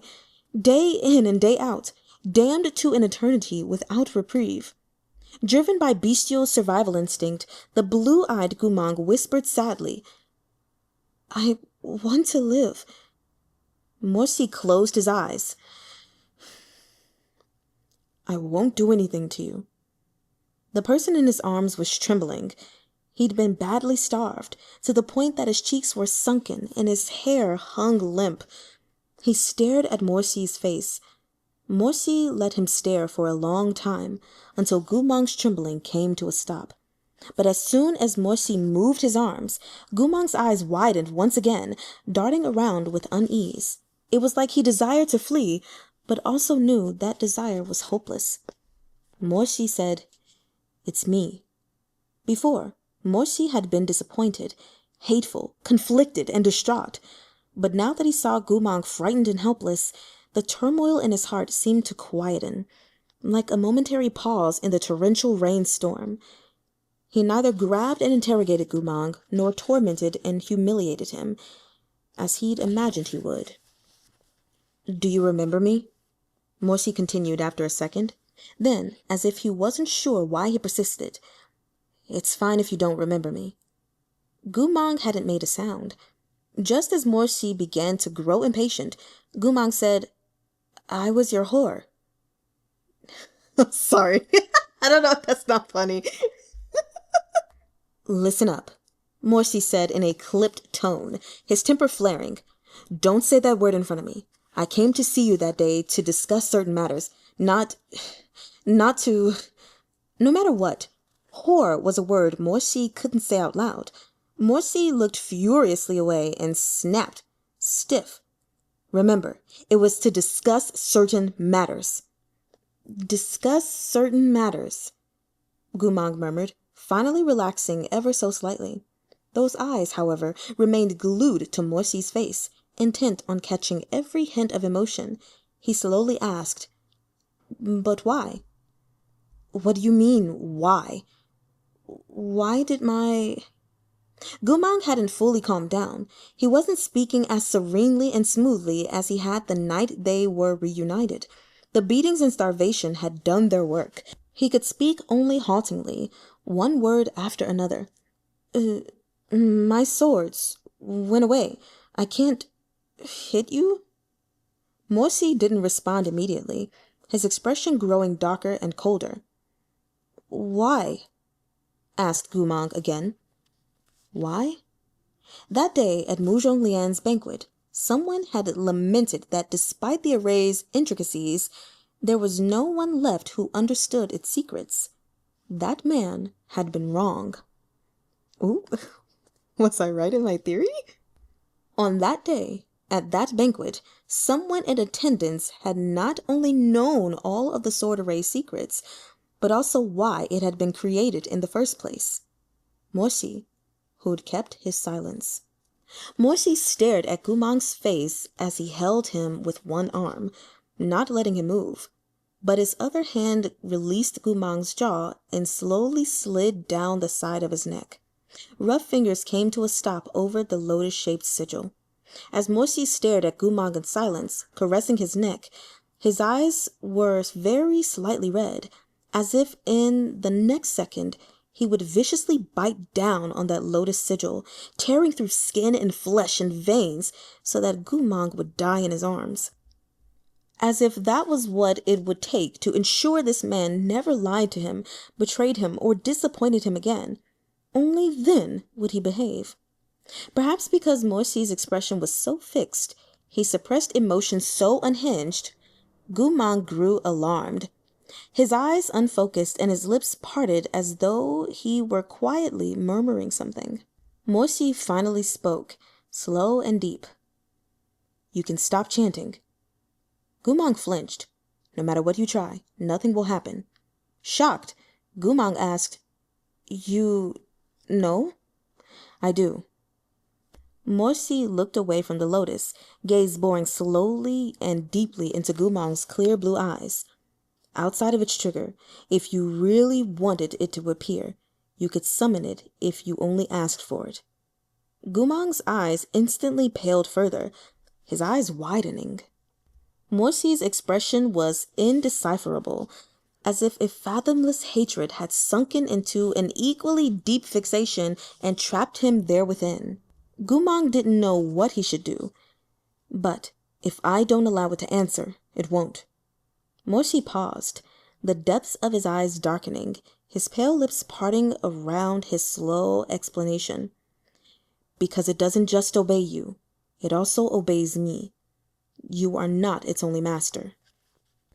Goo Mahng's face grew more and more pallid with every word Morsi said, until it resembled a sheet of flimsy paper. He stared blankly at Morsi's face from mere inches away. Why?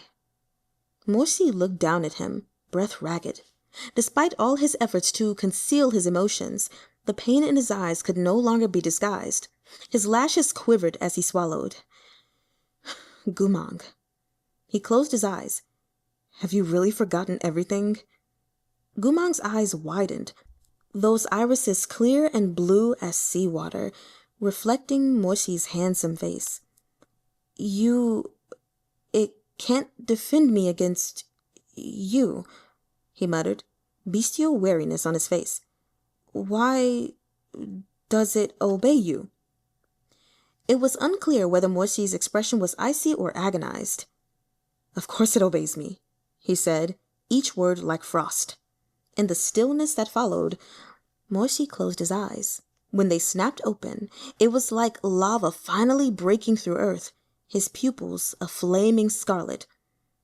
Of course it obeys me, he said with barely contained fury, because your sigil used my blood, and your sigil was drawn by my hand, because the one who created this array was never you, it was me. Goo Mahng clearly didn't understand what Morsi was saying, but he could understand the anger and heartbreak on the face before him. He stared at the stranger with wide eyes. This man's expression was unbearably complicated, as if it had accumulated more than a decade of love and hatred, suppressed more than a decade of suffering, and finally exploded with more than a decade of despair. Morsi suddenly raised a hand and tore cruelly at the neat, proper layers of his own collar to expose the side of his bare and slender neck. Morsi's gaze was tempered with cold light and coated in icy fire. Every word came from between gritted teeth. Do you see it? The light in his eyes was sharp, but it was also tearful. This sigil, identical to yours, in your blood, by your hand, it was done for you. As Morsi spoke, he abruptly pushed Goo Mahng away, as if he no longer wanted to touch or to look at him. Morsi brought a hand to his brow, the end of his sentence caught within his throat. Chapter 19. Wait for you. Goo Mahng stared at the person pacing in front of him, hesitant and wary, lost and confused. At length, he stepped forward and cautiously touched the side of Morsi's neck. Morsi jerked his head up, glaring at him through slightly reddened eyes. His breathing was roughened by intense emotion, his lapels gaping slightly. The lotus sigil on his neck rose and fell, throbbing vividly at the artery. While he obviously hadn't undergone demonic tempering, in his current state he was no different from a beast. What are you doing? Goo Mahng said in confusion. But I don't know you. Why would you have one too? To Morsi, this question was a violent stab. His hatred and pride made him cruel. He slapped Goo Mahng's hand away, snapping, I never needed something like this. You're the one who forced me. Goo Mahng looked up at this man, who was on the verge of a breakdown. In that dim woodshed where no one else could see him, in front of Goo Mahng, the grown Shizun was as volatile as the youth he had once been. Hasn't it always been you? Morsi's chest throbbed, and even the tails of his eyes were red. "It was you who provoked me. You who came to find me. For better, for worse, for richer or poorer, no matter what the future held. It was you who came to my side with a smile. It was you who made me believe that there could be friendship unconcerned with any other pressures, that someone could be good to another person regardless of whether that good would be reciprocated, that kindness, sincerity, and fiercely unconditional loyalty truly existed. It was you who pulled me back from the edge." Morsi really had lost his mind. He had held back and waited for so long, waiting for this day, all to ask Goo Mahng for the truth. He'd wanted nothing more than to see what exactly was in Goo Mahng's heart. So why had he been denied even the slightest deliverance? He had been deceived, abandoned, and betrayed. "I like you." A lie. "I'm willing." A lie. "I won't leave you." A lie. Nothing remained but these lotus tattoos on their necks, proof of the things they had shared in their past, proof of how foolish, unreserved, fearless, and unhesitating Morsi's sincerity had once been. Proof that there had once been a youth who hadn't known the trap that was love. So stupid that he wanted to dig out and offer up his own heart. So stupid that he believed all those promises could come true. So stupid. So stupid that it still hurt, even now. These overwhelming, intense emotions rang in Morsi's ears, and the world swam before his eyes. As Morsi looked at the Goo Mahng in front of him, dizzy, his vision steadily darkened at the edges and grew blurry. He seemed to see the youth who had once stood on the deck of a ship, so close, yet so far, so familiar, yet so unknown. Standing with his back to the sea wind, black robes draped over his shoulders, bandages wrapped around his waist, and a crooked ribbon tied over his brow. He sneered. "I really will kill you." Morsi grabbed Goo Mahng and pressed him against the wall, lost between past and present. "Yes, I knew you would kill me. Haven't you already stabbed me once?" He inhaled. "Why didn't you stab me a second time at Wangshu Manor?" He knew he was going mad. He knew he was being absurd. But how could someone who had always rigidly controlled themselves hold back once they exploded? All Morsi had wanted was a single backward glance, an answer, nothing more. "It was you who gave me faith, and in the end, you were the reason I lost that faith. You said I didn't care about anything, that I had nothing to lose, so it didn't matter." Morsi's voice softened as he choked up. "But when you stepped onto that path, do you know what I lost? Do you know what I lost?" Morsi quickly turned around, lowering his head. Only after recovering for several seconds did he speak again. His words clipped with hatred. "I was never the person who didn't care. It was you. I wish I could—" He stopped. Goo Mahng had reached out, carefully and hesitantly cupping Morsi's face. Don't be so sad," he said. Oh, God. Morsi whipped around, meeting those limpid blue eyes that looked like they had been washed with seawater. "I don't know what you're talking about, but can you not be so sad?" Goo Mahng said slowly, with difficulty, pausing clumsily on each word. "Don't be sad." It was as if a molten sword had been plunged into water. Steam hissed as the water boiled, but that crazed heat was instantly quenched. Morsi's blood gradually cooled, and reason seeped back in. Goo Mahng gazed at him. "You're not a bad person," he said slowly, cautiously, lashes trembling. "I don't know you, but you're not bad, so don't be sad." Morsi felt profoundly unwell. Hatred, frustration, ire, and something else he couldn't place. All of it coursed through his heart.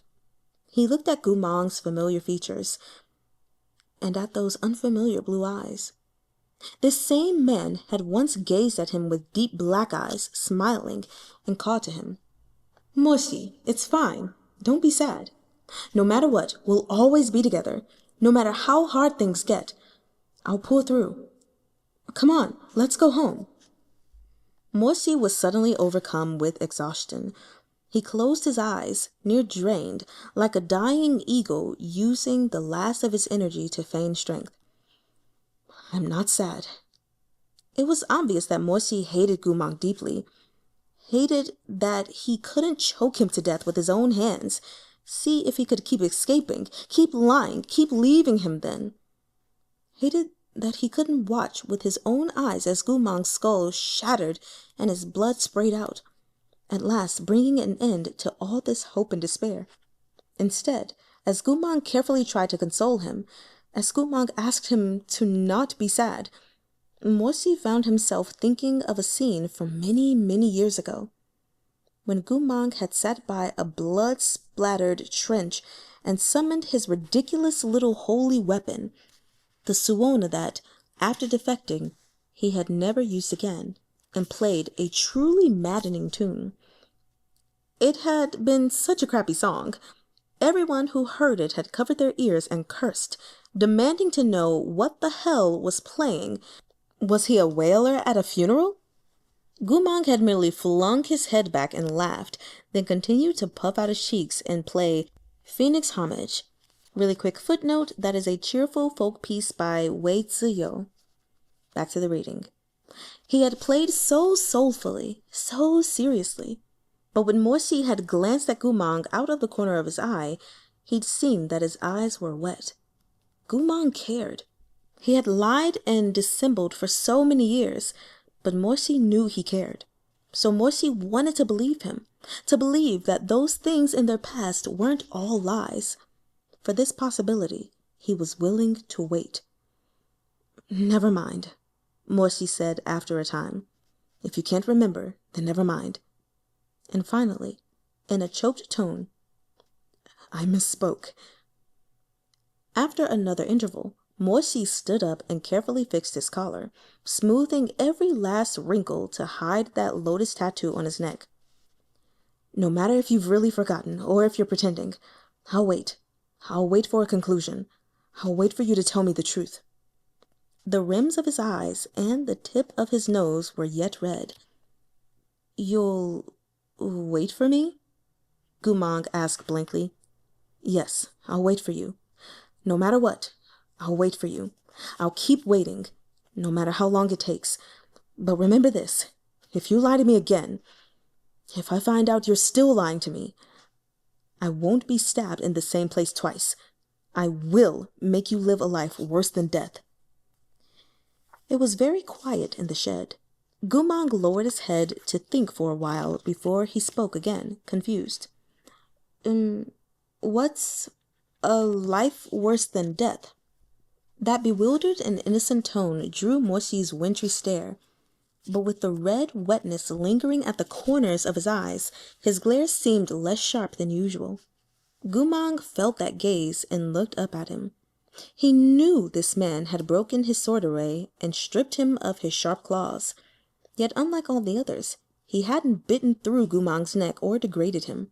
So he asked, cautiously, "Does a life worse than death mean you'll spare me?" Silence. "No." "But you didn't kill or beat me." "I don't beat imbeciles." Goo Mahng didn't say anything, but continued to look at him. Then he moved closer, sniffing. Moshi held a palm up to the tip of Goo Mahng's nose to stop him. "What are you doing?" Goo Mahng licked his dry lips. "Remembering you," he said softly. Remembering him? Remembering what? His face? His scent? Or that he was someone who didn't beat imbeciles? But Goo Mahng didn't explain. He'd more or less lowered his guard, or perhaps it was less that he wanted to lower it, and more that his long starvation had stripped him of his strength. He no longer cared about Moshi. In any case, the sharp fangs that were his last remaining defenses were useless against this opponent. Goo Mahng slowly ducked his head and curled up in his corner. Those lupine eyes glimmered in the darkness and blinked tiredly. "Thank you," he said. "You're the only one willing to give me a life worse than death." These words fell to the bottom of Morsi's heart. Caught off guard, his chest ached. He stood there for a while, looking around the dilapidated little shack, looking at the little mattress with its exposed cotton stuffing and the silhouette curled up in the corner. Morsi closed his eyes tightly, long lashes fluttering. In the end, he left and got some flatbread and hot soup. He held them out to this man who had been on the verge of starvation. "Eat." Goo Mahng quickly came over to sniff the food. He swallowed thickly at the scent before hesitating. But you didn't bed—" The moment he said the word bed, Morsi's expression turned furious, and he wordlessly smashed the flatbread right into Goo Mahng's face. When Morsi returned to his manor, it was already the dead of night. "My lord, you're back. What happened to you?" "I'm fine. But why are your eyes red?" Flying sand. Morsi turned his back on Leeway and walked to his bedroom without looking back. He'd spent hours at Luomei Pavilion, but he wasn't remotely sleepy. After tossing and turning in bed to no avail, he draped a black fur coat over his shoulders and stood in the courtyard cloister looking at the moonlight from the hall. Goo Mahng's sickly face was still flashing before his eyes, impossible to escape. Was his mind actually broken?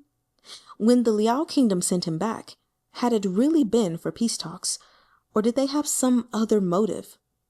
Morsi racked his brain, trying to piece everything together, but no matter how he tried, his train of thought still stopped on those lupine blue eyes. "Thank you.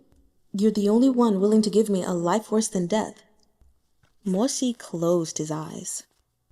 It was a long time before he went to Luomei Pavilion to see Goo Mahng again. Firstly, his work started to pile up, and secondly, Luomei Pavilion remained Murong Lian's territory. It would be unwise to go there often. Only once, when Morsi was leading Imperial Guards on patrol within the city, did he glance at Luomei Pavilion's courtyard.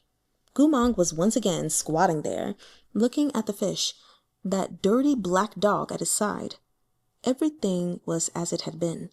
In the blink of an eye, the end of the month arrived. Outside the Bureau of Military Affairs, the first heavy snow of the year fell.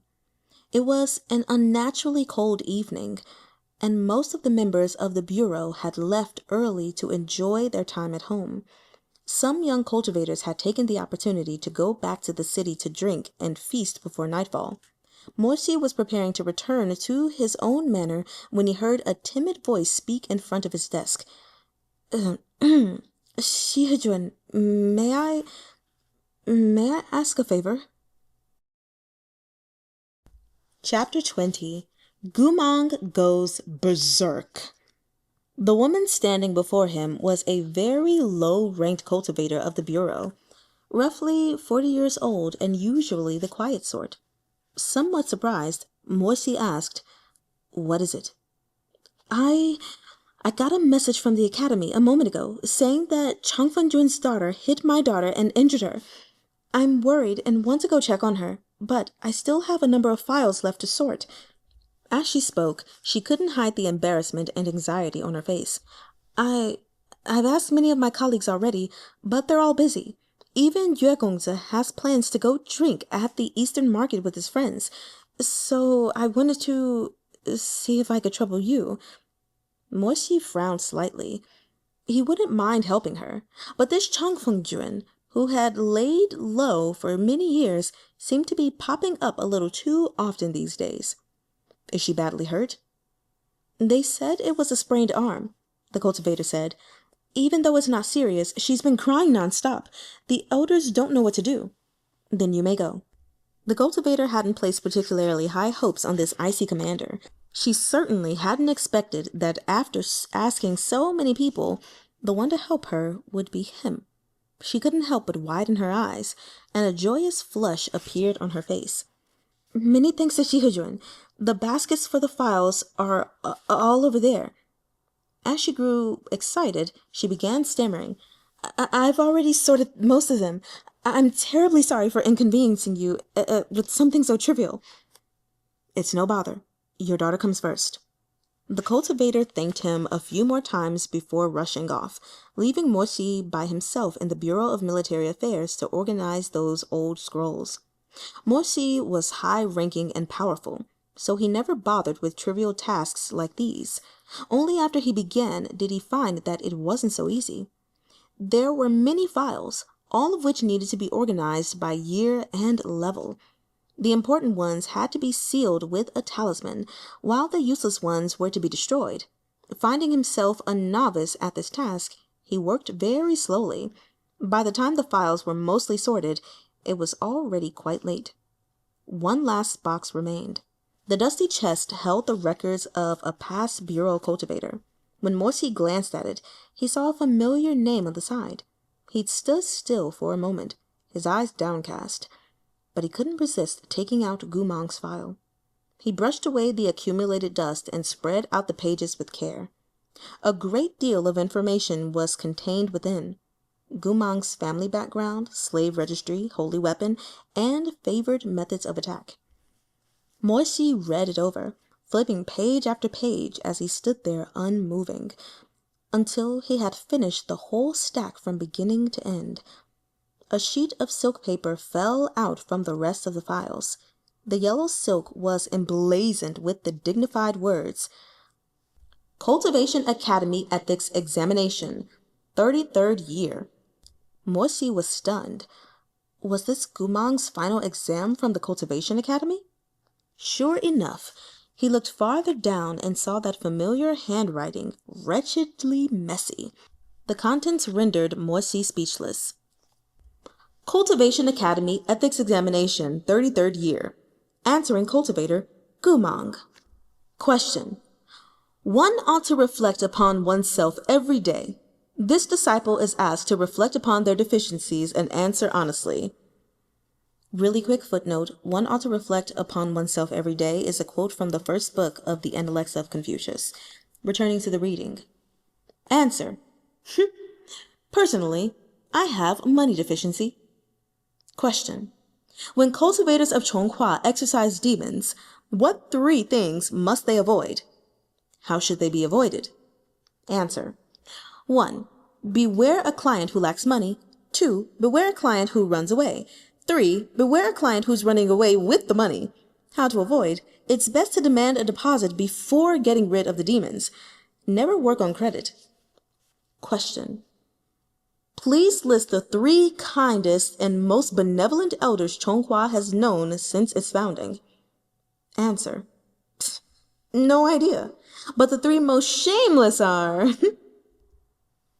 An enraged examiner had burned 3 holes into whatever followed, so Morsi could never learn exactly what names Goo Mahng had written. Morsi examined that answer sheet, seeing youth in every brushstroke. He was both amused and depressed, and he stared at it in a daze for a long time, until a clamor rose outside. No! Help! Something's happened at Leeway Pavilion! Leeway Pavilion? Morsi was alarmed. Goo Mahng! The commotion was sudden, and by the time he rushed outside, only 24 soldiers on night patrol had yet arrived. They had arranged themselves into a demon-hunting formation and were now staring at Leeway Pavilion's main gate, which was on the verge of crumbling.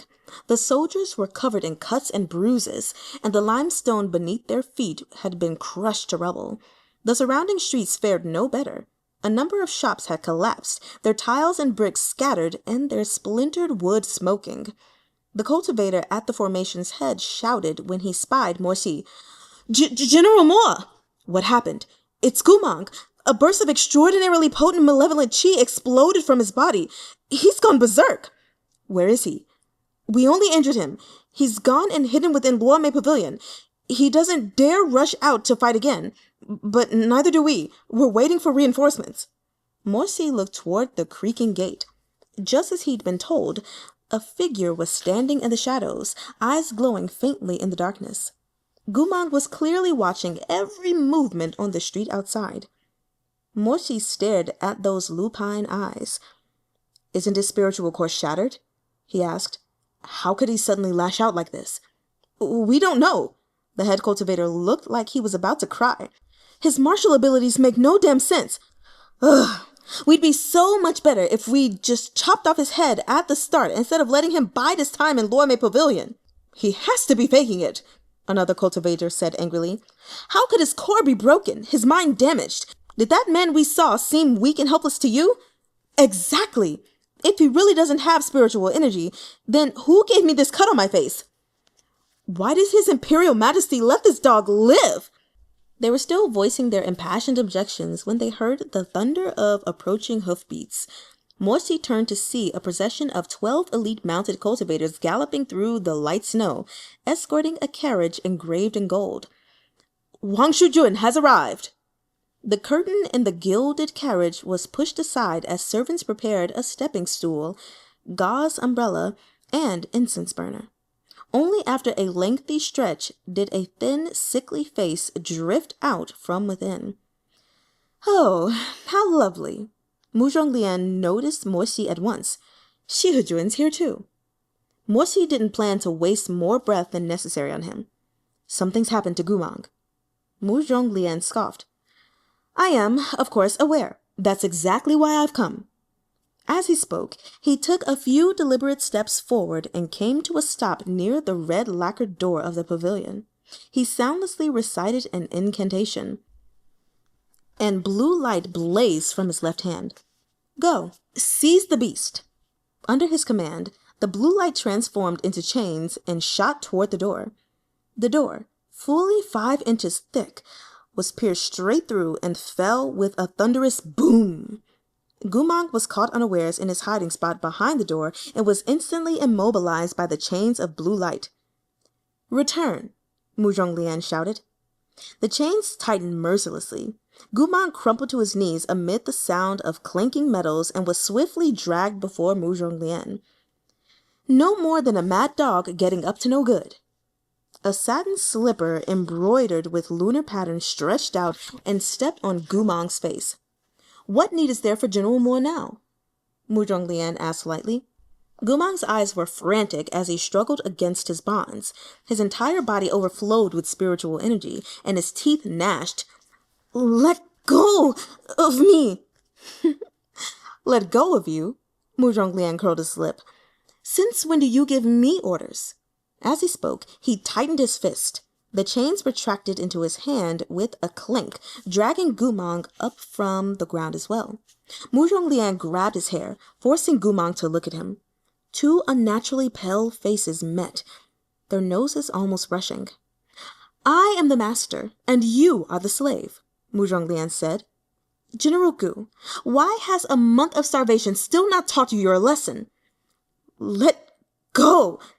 Goo Mahng choked. A nearly crazed look flashed across Murong Lian's elegant face. Just as he was about to speak, he saw Goo Mahng narrow his eyes. Murong Lian's heart pounded.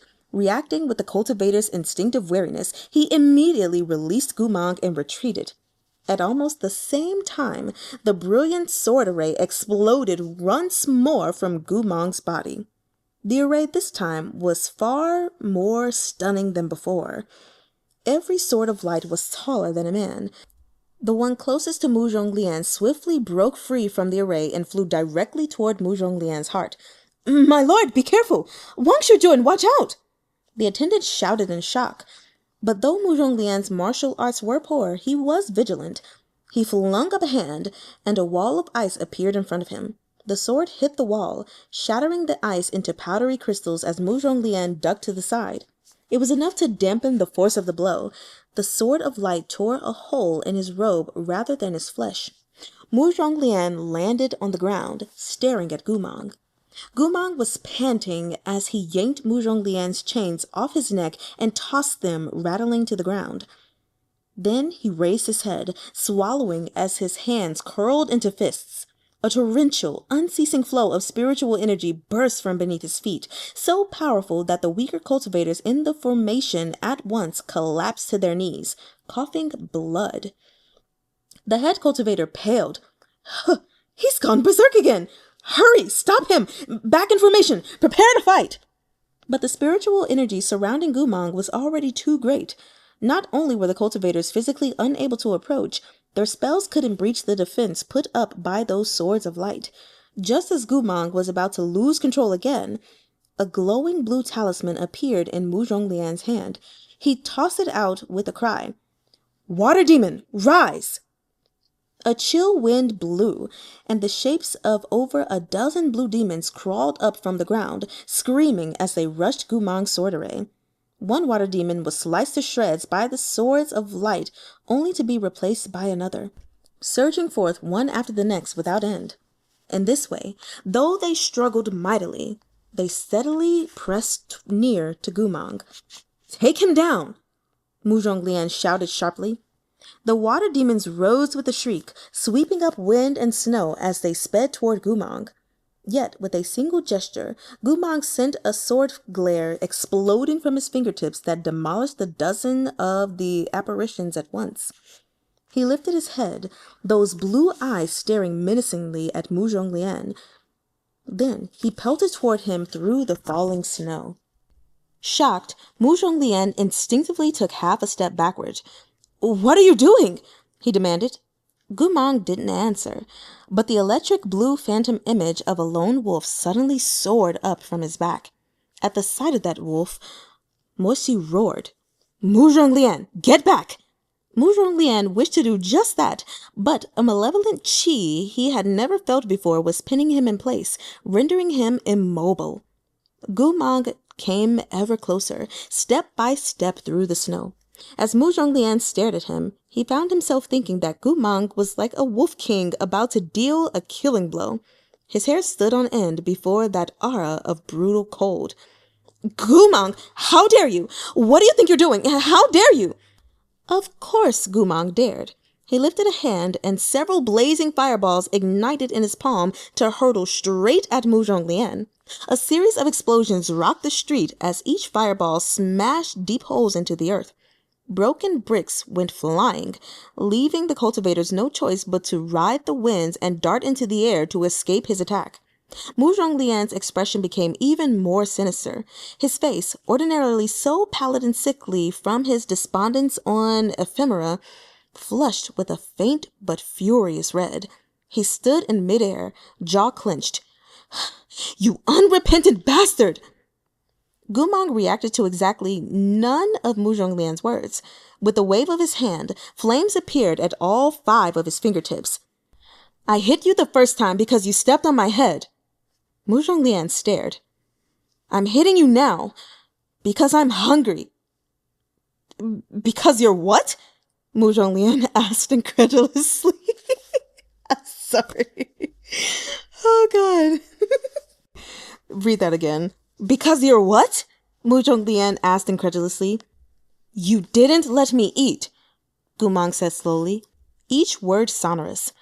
I am hungry. Flames blazed to life as Goo Mahng waved a hand to cast the spell. Lian's pupils shrank. In that critical moment, faster than anyone could speak, a sandy barrier burst up from the soil of the road. The ensuing wind bowled Lian over as the barrier blocked the onslaught of Goo Mahng's fire. Lian crawled pathetically upright and coughed ferociously, wiping at the dust on his face. He turned to see Shee standing nearby, controlling the protective barrier.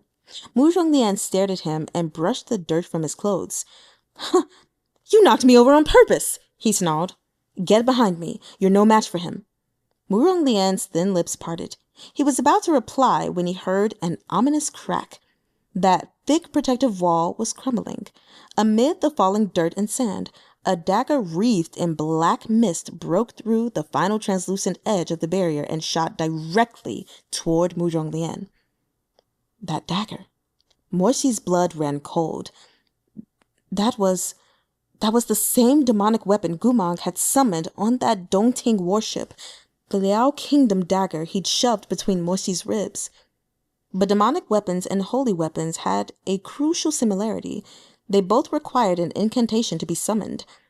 Goo Mahng had lost his memories, so he should have also lost the ability to summon this vicious blade, and besides, his spiritual core had been destroyed. So how... Morsi had no time to finish the thought. The dagger struck through his barrier like lightning, but Morsi knew Goo Mahng's maneuvers. He turned to shout at Murong Lian, "Duck left!" Startled, Murong Lian hesitated. That dagger was aimed at his left, so all sense told him to dodge right. Why was Morsi telling him to go left? The momentary hesitation cost him his chance. That dagger was indeed shooting toward his left, but at the last second, it streaked right like a cunning snake. In the instant before the dagger pierced Murong Lian's flesh, Morsi darted forward and shoved him out of the way. The dagger sank into his abdomen. Blood spurted into the air. The crowd paled. Shihajun! Shihajun, are you all right? Morsi couldn't hear any of their words. He panted, his hand landing on the dagger's hilt. He yanked it out in one powerful tug, and scarlet splattered onto the ground.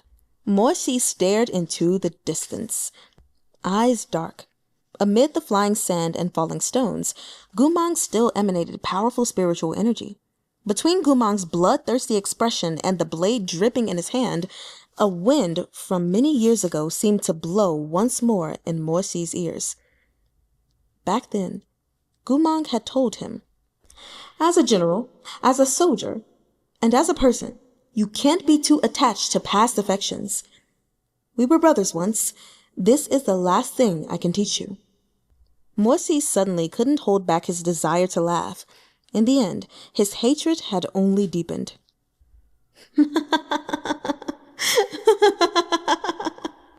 He'd already risked death at Goo Mahng's hands. What was this petty wound compared to that? Morsi gritted his teeth and straightened to his full height.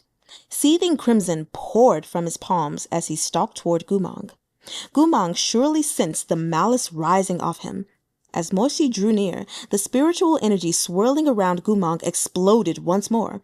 But Morsi merely brushed away Goo Mahng's array of light with a wave of his palm, shattering it with a crash. The cultivators fighting at his side were astonished. "Ah, that's beyond terrifying. Oh, the Moor clan bloodline is genuinely insane." One of them even started mumbling, "If Shihajun is such a good fighter, how did Goo Mahng ever manage to stab him through the heart?" Murong Lian couldn't help but narrow his eyes when he heard that last. He watched the two men face each other with matched hostility, his gaze calculating. Goo Mahng made to attack again, but before he could form another sigil, he heard Morsi snap, "Shuaizhen, come." A crimson snake whip shrieked through the air to answer his call. Morsi's brow creased, his expression predatory. "Goo Mahng," he shouted, "did you really think I would never raise a hand to you?" As Morsi's voice rang out, Shuaizhen shot toward Goo Mahng like lightning in a gale. The snake whip tore through the snow, sending sparks in all directions as it struck down without mercy. Goo Mahng couldn't dodge in time. The lash bit into his shoulder and drew blood at first touch. Goo Mahng's violence-addled mind seemed to clear at the sight of his injury. He shook his head and involuntarily took a step back. "Stop right there! Where could you possibly run?" A hoarse voice rasped, and Shuaizhen thoroughly bound Goo Mahng. Morsi took his palm off his own wound and wrapped his bloodied fingers around Goo Mahng's neck. "Your mind isn't broken at all," Morsi said furiously. "You can still summon that demonic weapon. You remember its incantation, and you fight like you used to. You clearly remember everything." Choking, Goo Mahng couldn't answer. His pale face gradually flushed red, his fingers scrabbling for purchase on Morsi's hand. Morsi ground his teeth. "Speak! Why did you come back to Chonghua?" Goo Mahng lifted his arms, hands trembling as he covered the fingers Morsi had wrapped around his neck. Blue eyes met black. Those black eyes held endless flames, but the blue were wet. Goo Mahng couldn't breathe. It was as if he would be strangled to death just like this. Morsi was infuriated. "Speak!" The cultivators surrounding them were too terrified to cut in, fear written clear across their faces. At that moment, the pounding of hoofbeats sounded in the street. "Shihajun, have mercy!" Someone cried. "Whoa!" A palace official had rushed onto the scene. She reined in her spirit horse and leapt off its back to kneel in the snow, her breath fogging white in the freezing air. Shizun, please have mercy. She performed obeisance to both Mo Xi and Murong Lian. Wang Shujun, Shihajun, His Imperial Majesty has learned of this matter and sent this subordinate to arrest the criminal Goo Mahng. At that moment, Mo Xi was blind and deaf to any and everything around him. It was thus Murong Lian who turned to ask, What do you mean? Where would you take him? Wang Shujun, His Imperial Majesty has ordered me to take Goo Mahng to the palace. Upon hearing of this incident, His Imperial Majesty summoned the best doctors in the nation. Right now, they're waiting in the palace to once again examine Goo Mahng. She glanced at Mo Xi's hand, wrapped around Goo Mahng's neck, and hastily added, This matter is of grave importance. You must not execute him without the Emperor's leave. Well, we have reached the end of chapters 15 through 20. And I feel like I said this last time, but it was a lot. Oh my word. Okay. So first off, I'm going to just go back up to where my notes begin. So the first thing I have to comment on is the Emperor and his ruthlessness, because after Goo Mahng turned traitor, this man was willing to kill 30,000 men, 30,000 soldiers from the Wang Bao army just because they were slaves, and he also wanted to prevent other slaves from cultivating so that they didn't possibly revolt. A whole group of people that you are killing because you're worried about revolt. Like, that's not even fair at all. It would be at least a little bit more understandable if there were many slave soldiers that had turned traitor. And by many, I don't know how many, but like thousands. It's got to be in the thousands for me. But for one man to betray Chonghua, you decide, oh, let's just kill all 30,000 of the people that were under his lead. I'm sorry. That is just, oh my God, that's awful. And then my next note, which I'm glad that Mo Xi spoke up for them, just in general. Not happy that he had to take the vow of calamity in order to keep the emperor from killing them. But it's nice to know that he was serious about their lives and understanding the value that they held. And like, whoa, we don't need to kill 30,000 people because of the actions of one man. You know, it just sucks that he basically had to take this vow that is taking off 10 years of his life, and hopefully no one ever breaks it so he don't, be annihilated by a calamity. The other thing that I found interesting was really just like Murong Lian testing Goo Mahng to see if he'd really lost his memory, to see, okay, like with at the party that he had, is Goo Mahng going to attack him, or is he going to let his own face get cut up? And I just thought that was actually a cruel thing, because number one, yes, getting your face cut up would just be awful, but challenging him to do such a thing, to cut off Mo Xi's arm, knowing that he wouldn't stand a chance and had the potential to get hurt, it's just, I really don't like Murong Lian, you guys. I really, really don't like him. And it's crazy because when that red lotus sigil came up on the side of Goo Mahng's neck and protected him from physically being attacked, it was just like, so now we know why there's no money in his jar at the pavilion. Because these clients are trying to go in there and harm him, basically, whether it's just regular physical beating harm or sexual harm, and they're getting chopped up by his knives. So that was pretty cool. And it's so funny because the first time I read this on page 174, hold up, let me flip back to the page. I want to share my note with you guys. I said, sorry. My sticky note says, what if the mark on the side of his neck came from Mo Xi? Only for us to find out later that I was right. And I do have a little note here as well that was like, I called it. That just made me feel good to to know that I called it. So anyway, that's all I have to say about that. One of the things that I hate, even with this last chapter of him going berserk, but especially with him being punished, that I absolutely hate, is just like this helplessness that Goo Mahng has with his punishment. You know, he's hungry, but he can't catch the fish. He can't get any food. He's alone, you know, other than the dog being there. You know, and it's just, he's being tortured. And I just think, well, it would suck for any living being to be tortured.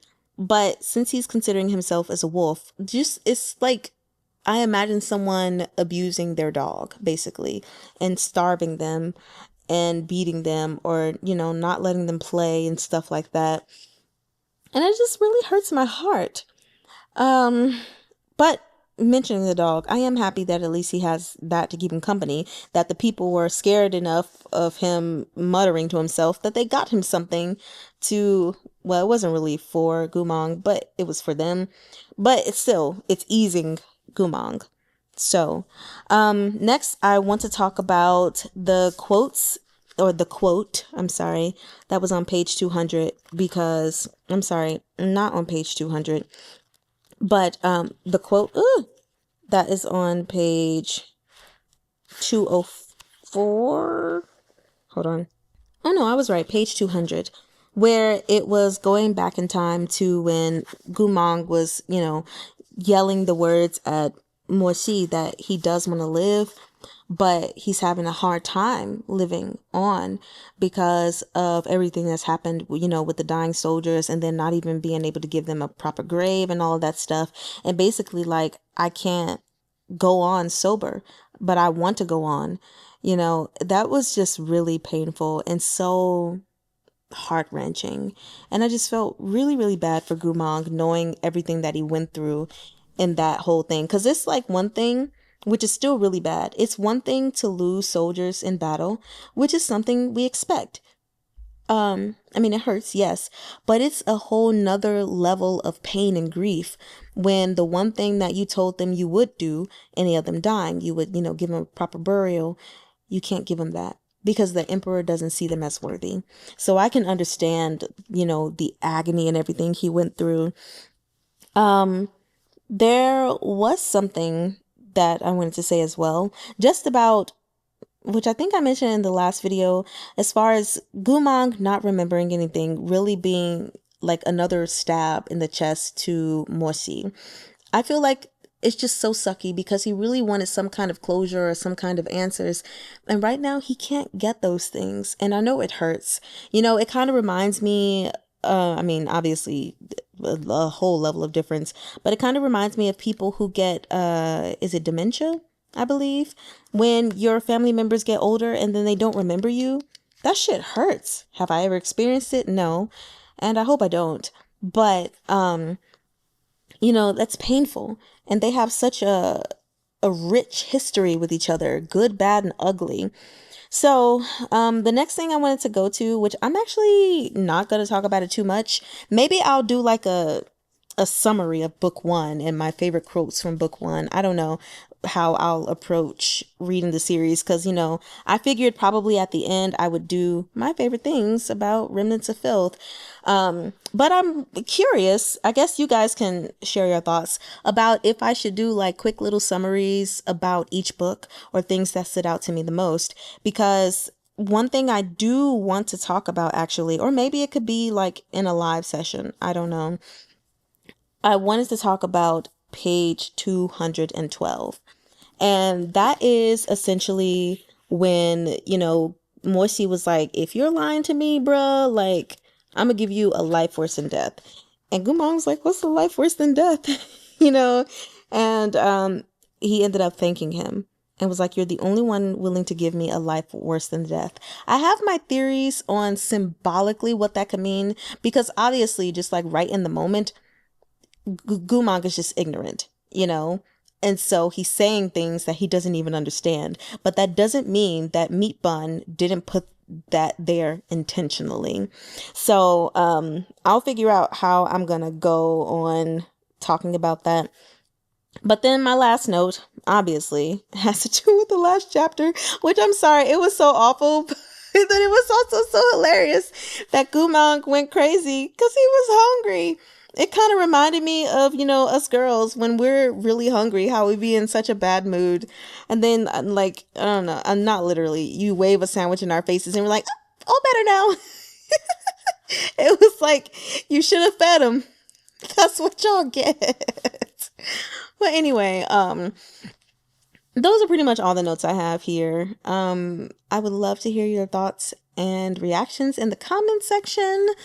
And I just want to engage with you all. But yes, since I did mention it, please go ahead and let me know how or what you guys are thinking between the options that I just mentioned, as far as, because this is a longer series. This will be the longest one I've read thus far on my channel, of being 7 books. Should I start doing like little summaries of each book, giving just like information on them, like and then things that I enjoyed about them, or certain specific things that stood out to me? Or should those be reserved as lives, I can't talk, specifically, that we can engage together, and just do that for each book until, of course, we get to the 7th one, the last one, in which I would just do like my favorite things about Remnants of Filth and whatever books I read in the future. Just let me know if that's something you guys are interested in, and if you'd rather it just be a video that's uploaded, or a live session in which we discuss those things together. Yeah, I don't want to ramble, so that's all I'm going to say. Well, I Neiman.